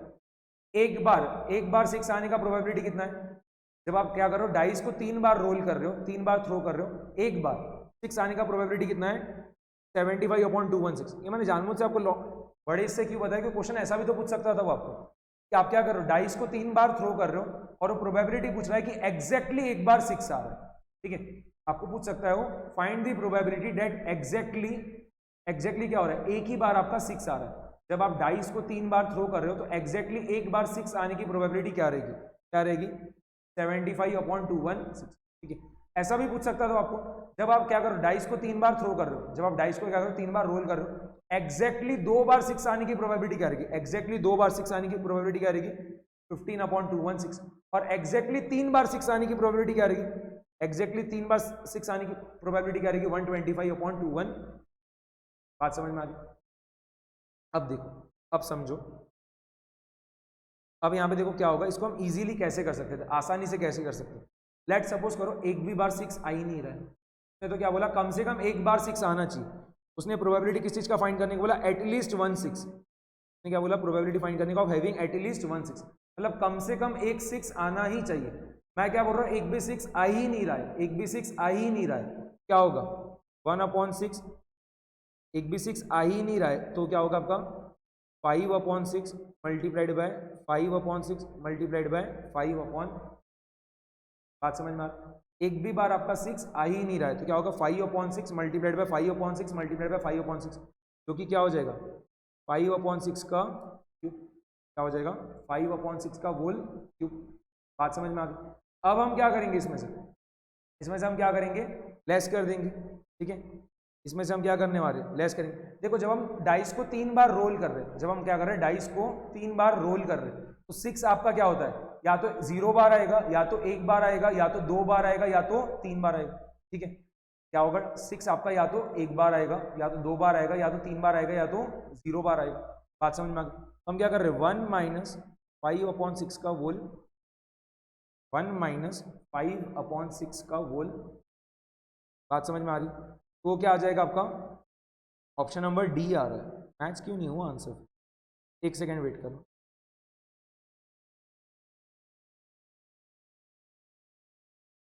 यहाँ पे हमने मिस्टेक कर दी मेरे ख्याल से, 5/6 मल्टीप्लाई, हाँ यहाँ पे मेरे एंड से मिस्टेक हुई है, ठीक है, इसको करेक्ट करो। आंसर यही आएगा 1 माइनस 5/6 का होल क्यूब, 1 माइनस 5/6 का होल क्यूब। अगर मैं बोल रहा हूँ कि जब हम डाइस को 3 बार क्या कर रहे हैं, थ्रो कर रहे हैं, और तीनों इस पे आपका 6 आ रहा है, तीनों इस पे आपका 6 आ रहा है, तो क्या होगा 1/6 मल्टीप्लाइड बाय 1/6 मल्टीप्लाइड बाय 1/6, तो ये क्या आएगा 1/216, ये क्या आएगा 1/216। 75/216 प्लस 15/216 प्लस 1/216, ठीक है। सिली मिस्टेक मेरे से ही हो गई थी, बट वही मैंने उसको दूसरे तरीके से किया तो ऑप्शन अलग आ रहा था, तो मैंने आइडेंटिफाई किया कहाँ पे मिस्टेक हुई, और वो मिल भी गई एकदम से। कितना आ रहा है ये 91, 75 प्लस 15 प्लस 1 कितना हो गया 91, 91/21, ठीक है। और वो आपका ऑप्शन नंबर डी चाहेगा, वो आपका क्या आएगा ऑप्शन नंबर डी आएगा, 1 माइनस 5/6 का होल क्यूब, ठीक है, 1 माइनस 5/6 का whole cube. Option number C correct नहीं आ रहा है, क्या आ रहा है ऑप्शन नंबर डी करेक्ट आ रहा है, नंबर डी, 1 माइनस 5/6 का होल क्यूब। आप करके देख लो, 1 माइनस 5/6 का होल क्यूब, तो 1 माइनस 5 का क्यूब कितना होगा 125, और 6 का क्यूब कितना होगा 216 माइनस 125, 216 माइनस 125 कितना आएगा 91, 91/21। बात समझ में आ गई।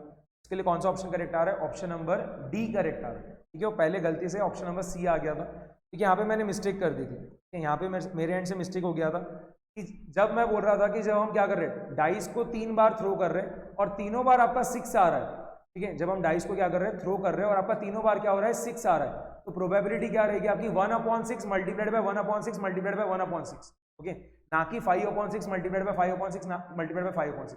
बात समझ में आ गई। 5/6 मल्टीप्लाइड बाय 5/6 मल्टीप्लाइड बाय 5/6 किसका प्रोबेबिलिटी आएगा, आप जब डाइस को 3 बार थ्रो कर रहे हो और एक भी बार 6 नहीं आ रहा है, ठीक है। जब आप डाइस को क्या कर रहे हो 3 बार थ्रो कर रहे हो और एक भी बार 6 नहीं आ रहा है, उसका प्रोबेबिलिटी क्या रहेगा 5/6 multiplied by 5/6 multiplied by 5/6। But तीनों बार 6 आ रहा है, उसका प्रोबेबिलिटी क्या रहेगा 1/6 मल्टीप्लाइड बाय 1/6 मल्टीप्लाइड बाय 1/6, यानी कितना आ रहा है 1/216। बात समझ में आ गई, ठीक है।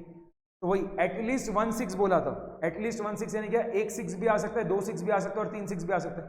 एक 6 आने की प्रोबेबिलिटी कितनी है, एक 6 आने की प्रोबेबिलिटी कितनी है 75/216, 2 6 आने की प्रोबेबिलिटी कितनी है 15/216, और 3 6 आने की प्रोबेबिलिटी कितनी है 1/216। इन तीनों का जब हम एडिशन कर रहे हैं तो कितना आ रहा है 91/21, क्लियर। तो ये तो थोड़ा लॉन्ग आप क्या हो गया, ये थोड़ा लॉन्ग मेथड हो गया, ठीक है, टाइम ज्यादा कंज्यूम करेगा। और अगर आपको शॉर्टकट से करना है तो क्या होगा, जब आप डाइस को 3 बार थ्रो कर रहे हो तो नंबर ऑफ 6 कितने आ सकते हैं, या तो 0, या तो 1, या तो 2, या तो 3, ठीक है। तो आप बेसिकली क्या कर लो, आपको पता है ना कि summation of F of x क्या आता है 1 आता है, summation of F of x क्या आता है 1 आता है। मतलब क्या होगा F of 0 plus F of 1 plus F of 2 plus F of 3 क्या आएगा 1 आएगा। आपको क्या चाहिए F of 1 plus F of 2 plus F of 3 चाहिए, तो क्या रहेगा 1 minus F of 0, F of 1 plus F of 2 plus F of 3 क्या रहेगा 1 माइनस एफ ऑफ 0, ठीक है। एफ ऑफ 0 मतलब ही क्या है कि आपका एक भी 6 नहीं आ रहा है, और एक भी 6 नहीं आने की प्रोबेबिलिटी कितनी है 5/6 मल्टीप्लाइड बाय 5/6 मल्टीप्लाइड बाय 5/6, यानी क्या रहेगा 5/6 का क्यूब, तो 1 माइनस 5/6 का क्यूब। ये क्या हो गया शॉर्टकट। बात समझ में आ रही। यहाँ पे हमारा प्रोबेबिलिटी जो है पूरा कंप्लीट हो चुका है, ठीक है। प्रोबेबिलिटी यहाँ पे हमने पूरा कंप्लीट कर लिया। कुछ सेट बी के क्वेश्चंस करना है तो वो भी करा देता हूँ, ठीक है। सेट बी के कुछ क्वेश्चंस कर लेते हैं, चलो सेट बी के कुछ क्वेश्चंस यहाँ पे अभी हम क्या कर रहे हैं 7th वाला देखना। जैसे following are the wages of 8 workers in rupees, if one of the worker is selected at random, what is the probability that his wage would be lower than the average wage. ठीक है। जो हम worker को randomly select कर रहे हैं उसका जो वेज है वो क्या होना चाहिए, उसके एवरेज वेज से कम आना चाहिए। तो हम एवरेज वेज कंप्यूट करेंगे उससे कम आना चाहिए, इसकी प्रोबेबिलिटी क्या रहेगी। आपको फटाफट से क्या करना है, एवरेज वेज फाइंड करना है। फाइंड कर लो 50 plus 62 plus 40 plus 70 plus 45 plus 56 plus 32 plus 45। ठीक है, सम ऑफ ऑल दी ऑब्जर्वेशन हमने फाइंड कर लिया, कितना आ रहा है 400। And total number of observation कितने हैं 8। 400 डिवाइडेड बाई 8 कितना हो गया 50। एवरेज कितना आ रहा है 50। फेवरेबल आउटकम सुन लो, ऐसे कितने वर्कर्स हैं, ऐसे कितने वर्कर्स हैं जिनका वेज जो है 50 से कम है। ऐसे कितने वर्कर्स हैं जिनका जो वेज है वो 50 से कम है। 50 से कम होना चाहिए, 50 भी नहीं चलेगा। ये क्या चाहिए, 50 से कम चाहिए। एक तो ये 40 वाला हो गया, ठीक है, 45 वाला हो गया, 32 वाला हो गया और 45 वाला हो, ठीक है। तो पूरे मिला के 4 वर्कर्स ऐसे जिनका वेज क्या है 50 से कम, और पूरे मिला के वर्कर्स कितने हैं 8। तो 4/8 कितना हो गया 1/2, जो कि कितना आएगा 0.5। ऑप्शन नंबर, बात समझ में आ रहा है, ऑप्शन नंबर बी। एक देखो क्वेश्चन नंबर 8 भी करा दे रहा हूँ अभी। Question number 8, A, B and C are 3 mutually exclusive and exhaustive events such that probability of A equals to 2 times probability of B equals to 3 times probability of C. What is the probability of B? आसान question है, आसान question एकदम। क्या होगा यहाँ पे, probability of A plus probability of B plus probability of C कितना आएगा 1 आएगा। जो 3 इवेंट्स है आपके A, B और C, वो क्या है, म्यूचुअली एक्सक्लूसिव भी है और साथ में एग्जॉस्टिव भी है। हम ऐसे ही लिखते हैं ना, probability of A union B union C is equals to probability of A plus probability of B plus probability of C equals to 1। ठीक है, अभी हमें इससे मतलब नहीं है कुछ भी। आपको क्या गिवन था condition, probability of A is equals to 2 times probability of B is equals to 3 times probability of C। Let suppose करो मैंने प्रोबेबिलिटी ऑफ A को क्या मान लिया x, प्रोबेबिलिटी ऑफ A को मैंने क्या मान लिया, ठीक है। अब बताना प्रोबेबिलिटी ऑफ B क्या होगा, x is equals to 2 times probability of B implies probability of B कितना रहेगा x अपॉन, वैसे ही क्या होगा x is equals to 3 times probability of C, ठीक है, 3 टाइम्स प्रोबेबिलिटी ऑफ C।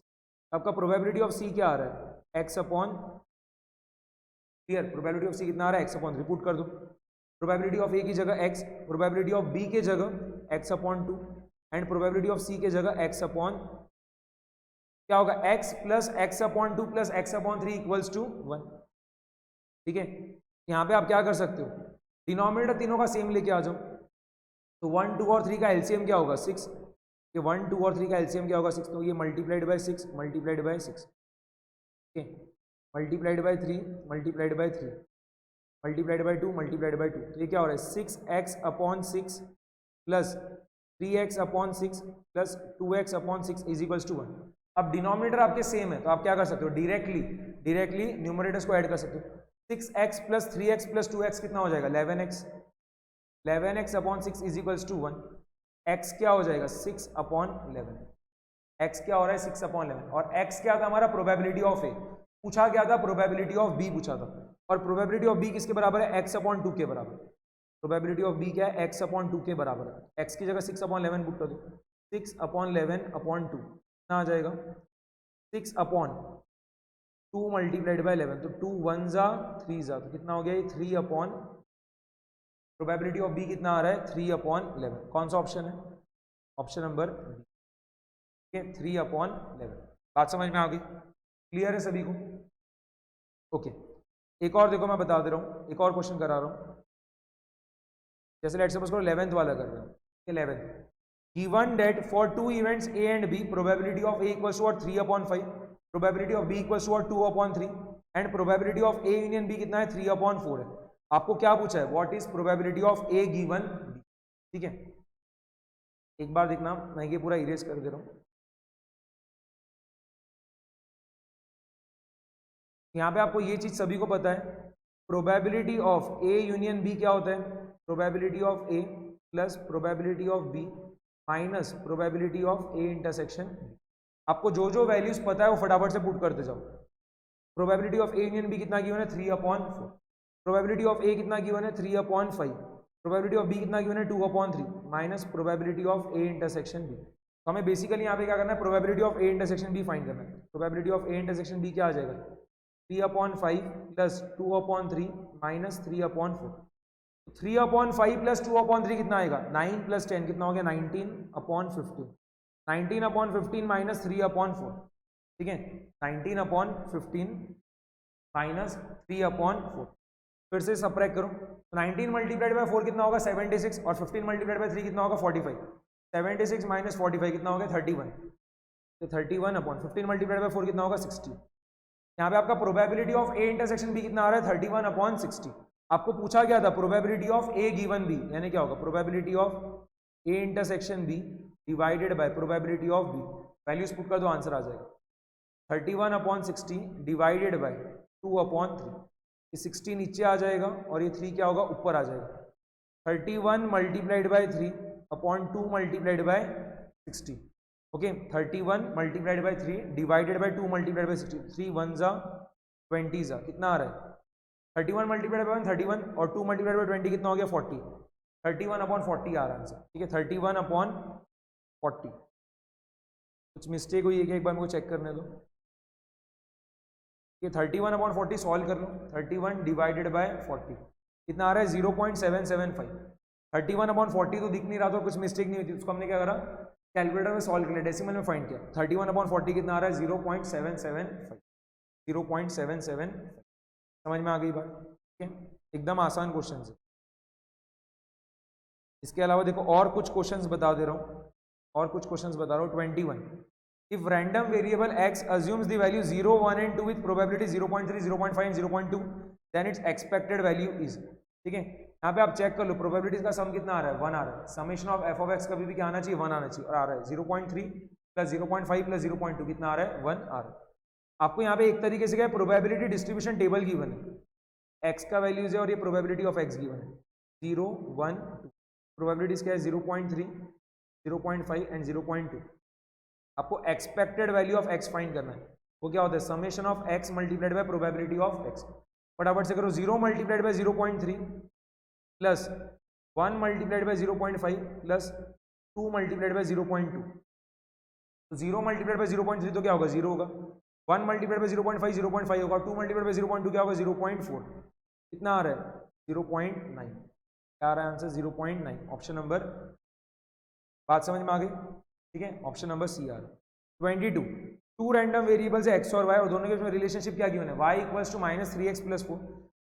और अगर आपको standard division of x given है 2, तो स्टैंडर्ड डिवीजन ऑफ वाई कितना रहेगा? एकदम आसान question. Standard division of y क्या रहेगा? Absolute value of -3, absolute value of -3 multiplied by standard deviation of, ये क्या हो जाएगा? 3 multiplied by standard deviation of x. Absolute value of -3 क्या होगा? +3 आ जाएगा। And standard deviation of x कितना गिवन है? 2। ये क्या होगा? 3 मल्टीप्लाइड बाय 2, जो कि कितना आ रहा है? 6। 3 मल्टीप्लाइड बाय 2 क्या आ रहा है? 6। Option number, option number. वैसे ही देखो और एक क्वेश्चन बता दे रहा हूं। 20, two coins are tossed simultaneously. What is the probability that the second coin would show a tail given that the first coin has shown a head? ठीक है, आप क्या कर रहे हो? 2 कॉइन्स को साइमल्टेनियसली टॉस कर रहे हो। क्या पूछा है? What is the probability that the second coin would show a tail given that the first coin has shown a head? एकदम ही आसान क्वेश्चन है, ठीक है, इंडिपेंडेंट इवेंट से ये, ठीक है, आपके इंडिपेंडेंट इवेंट से, ठीक है। फर्स्ट कॉइन पे चाहे हेड आए या टेल आए, ठीक है, फर्स्ट कॉइन को जब आपने क्या करा? टॉस किया, उस पर चाहे आपका हेड आए या टेल आए, जब आप सेकंड कॉइन को टॉस करोगे, वो क्या फर्स्ट कॉइन के जो आउटकम है उसके ऊपर डिपेंडेंट है क्या? सेकंड कॉइन को जब आप टॉस कर रहे हो तो उसका जो आउटकम है वो क्या फर्स्ट कॉइन के आउटकम के ऊपर डिपेंडेंट है क्या? नहीं है, बिल्कुल भी डिपेंडेंट। बात समझ में आ गई? ठीक है, तो बेसिकली क्या हो रहा है? ये जो आपको गिवन है, ठीक है, ये जो आपको गिवन है इसका क्या है? कुछ भी मतलब बन ही नहीं रहा है। Given that the first coin has shown ahead, इसका कुछ भी मतलब बन रहा है क्या? नहीं। क्वेश्चन क्या पूछ रहा है उसे कि जब आप सेकंड कॉइन को टॉस कर रहे हो तो टेल आएगा, उसकी प्रोबेबिलिटी क्या रहेगी? जब आप सेकंड कॉइन को टॉस कर रहे हो तो टेल आने की प्रोबेबिलिटी क्या रहेगी? 1/2। क्या रहेगी? 1/2। कि जब आप सेकंड कॉइन को टॉस करोगे तो क्या क्या आ सकता है? या तो हेड या तो टेल, तो टेल आने की प्रोबेबिलिटी क्या रहेगी? 1/2, यानी कितना? 0.5। ऑप्शन नंबर ए। बात समझ में आ गई? ठीक है, घुमा रहा है सिर्फ वहां पे, ओके।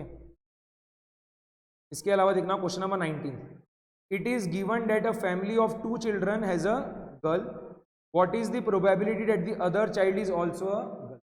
ठीक है, it is given that a family of 2 children has a girl, what is the probability that the other child is also a girl. ठीक है, अगर एक बच्चा, ठीक है, एक बच्चा मतलब क्या है, यहाँ पे 2 बच्चे, देखो फैमिली ऑफ 2 चिल्ड्रन जो है has a girl, what is the probability that the other child is also a girl. ठीक है, जो एक और बच्चा हो रहा है वो भी गर्ल रहे, उसकी प्रोबेबिलिटी क्या रहेगी। तो कुछ फर्क थोड़ी ना पड़ रहा, ठीक है, वो फैमिली में जो पहले 2 चिल्ड्रन थे उसमें कितने गर्ल थे कितने बॉयज थे, उससे क्या तीसरा बच्चा जो हो रहा है उससे ऊपर कुछ भी फर्क पड़ेगा क्या? नहीं। तीसरा बच्चा तो क्या है, आपका बॉय भी हो सकता है गर्ल भी हो सकता है। ठीक है, चाहे पहले दोनों बच्चे आपके गर्ल हो या पहले दोनों बच्चे आपके बॉय हो, एक बॉय एक गर्ल हो, एक गर्ल एक बॉय हो, उससे कुछ फर्क नहीं पड़ रहा। ठीक है, तीसरे बच्चे का जो जेंडर है वो क्या है, पहले दोनों बच्चों के जेंडर से क्या है, कुछ भी फर्क नहीं पड़ रहा उसको। ठीक है, तो जो तीसरा बच्चा हो रहा है, ठीक है, वो गर्ल रहे, उसकी प्रोबेबिलिटी क्या रहेगी, जो तीसरा बच्चा जो है वो गर्ल हो, उसकी प्रोबेबिलिटी क्या रहेगी। ठीक है, देखो वो जो बच्चा है वो क्या रहेगा, या तो मेल रहेगा, ठीक है, या तो बॉय रहेगा, या तो गर्ल रहेगा, या तो ट्रांसजेंडर रहेगा। 3 चीजें यहाँ पे, अगर हम जेंडर 3 मान रहे हैं तो उसके हिसाब से आंसर क्या आ जाएगा, 1/3। उसके हिसाब से आंसर क्या आएगा, 1/3। बात समझ में आ रही? जो तीसरा बच्चा होने वाला है, ठीक है, वो बॉय भी हो सकता है, गर्ल भी हो सकता है और ट्रांसजेंडर भी हो सकता है। इस हिसाब से अगर आप करोगे तो गर्ल के होने की प्रोबेबिलिटी क्या है, 1/3। और अगर आप 2 ही जेंडर मान रहे हो, सिर्फ बॉय और गर्ल, मेल और फीमेल, तो उस केस में आपका आंसर क्या रहेगा, 1/2। ठीक है, तो उस केस में क्या आएगा, 0.5। अब उन्होंने क्वेश्चन में स्पेसिफाई करना चाहिए था कि ट्रांसजेंडर आपको लेना है कि नहीं लेना। ठीक है, अगर ट्रांसजेंडर लेने को बोल रहे हैं तो 1/3 आएगा आंसर, और नहीं लेने को बोल रहे हैं तो 0.5 आएगा। बात समझ में आ रही? ठीक है, समझ में आ गई ये सब चीजें, क्लियर? ठीक है, ये मैंने यहाँ पे आपको सेट बी के भी कुछ क्वेश्चंस करा के बता दिए। ठीक है, या देखो एक क्वेश्चन, लास्ट क्वेश्चन करके बता दे रहा हूँ, यहाँ पे हम क्या करेंगे, चैप्टर को वाइंड अप कर देंगे, एंड कर देंगे। सेकंड क्वेश्चन रीड करो, what is the chance of throwing at least 7 in a single cast with 2 dice. हम क्या कर रहे हैं, 2 डाइस को साइमल्टेनियसली रोल कर रहे हैं। हम क्या कर रहे हैं, 2 डाइस को साइमल्टेनियसली रोल कर रहे हैं, और उनका अपर फेस पे जो नंबर्स आ रहा है उसका एडिशन क्या आना चाहिए, कम से कम 7 आना चाहिए, उसकी प्रोबेबिलिटी फाइंड करना है। जब हम 2 डाइस को साइमल्टेनियसली रोल कर रहे हैं तो उनके अपर फेस पे जो नंबर्स आ रहा है उसका एडिशन कम से कम 7 रहे, कम से कम कितना रहे, 7 रहे, उसकी प्रोबेबिलिटी क्या रहेगी, बताना क्या क्या आ सकता है। पहली बात तो ये बताओ, टोटल नंबर ऑफ आउटकम्स कितने रह सकते हो। आप 2 डाइस को रोल कर रहे हो, आप कितने डाइस को रोल कर रहे हो, 2 डाइस को रोल कर रहे हो। यहाँ पे बताना है पहला वाला जो फिल इन द ब्लैंक है, पहला वाला जो डैश है, उसको फिल करने के लिए कितनी चॉइसेस अवेलेबल है, 6। 1 से लेके 6 तक कुछ भी आ सकता है। और ये जो दूसरा वाला डैश है, दूसरा वाला फिल इन द ब्लैंक, इसको फिल करने के लिए कितनी चॉइस अवेलेबल है, 1 से लेके 6 तक कुछ भी आ सकता। पूरे मिला के आउटकम्स कितने रहेंगे, 6 मल्टीप्लाइड बाई 6 यानी कितना, 36। इतना तो पक्का हो गया, डिनोमिनेटर में क्या आएगा, 36। अब हमें क्या करना है, ऐसे आउटकम्स लिस्ट करना है जिनका सम कितना आ रहा है, या तो 7 या उससे ज्यादा, या तो 7 या उससे ज्यादा। ठीक है, तो फटाफट से लिस्ट कर दो, या फिर ऐसा करो ना, ऐसे आउटकम्स लिस्ट कर दो जिनका सम क्या 7 से कम है। ऐसे आउटकम्स लिस्ट कर दो जिनका सम क्या 7 से कम है। ठीक है, और अब क्या करोगे, 36 में से बाद में इतने आउटकम्स को लेस कर दोगे तो क्या आ जाएगा आपका, इतने आउटकम्स आ जाएंगे जिनका सम क्या 7 से ज्यादा है। जैसे देखो 1, 1, 1, 2, 1, 3, 1, 4, 1, 5। ठीक है, देन 2, 1, 2, 2, 2, 3, 2, 3, 1, 3, 2, 3, 3, 4, 1, 4, 2, 5, 1, बस।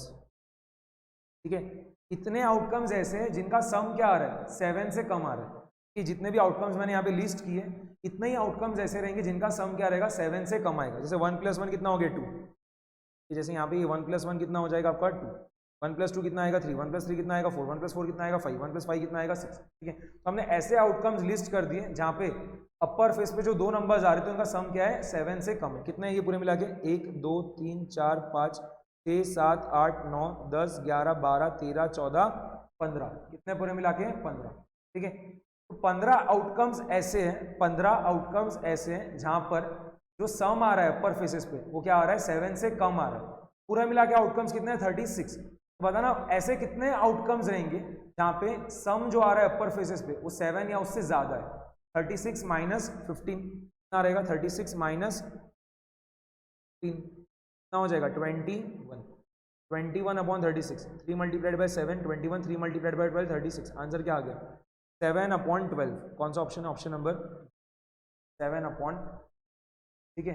या फिर आप ऐसे आउटकम्स को भी लिस्ट कर सकते थे जिनका सम क्या आ रहा है 7 या उससे ज्यादा आ रहा है, जैसे क्या आएगा 1,6 आएगा, फिर क्या आएगा 2,5 आएगा और 2,6 आएगा, देन 3,4 आएगा, 3,5 आएगा और 3,6 आएगा, देन 5,2 आएगा, 5,3, 5,4, 5,5 और 5,6, और बाद में 6,1, 6,2, 6,3, 6,4, 6,5 और 6,6, ये पूरा मिला के कितने रहेंगे 21 रहेंगे, ठीक है। काउंट करके देख लो 21/36 कितना आ रहा है 7 अपॉन, ठीक है।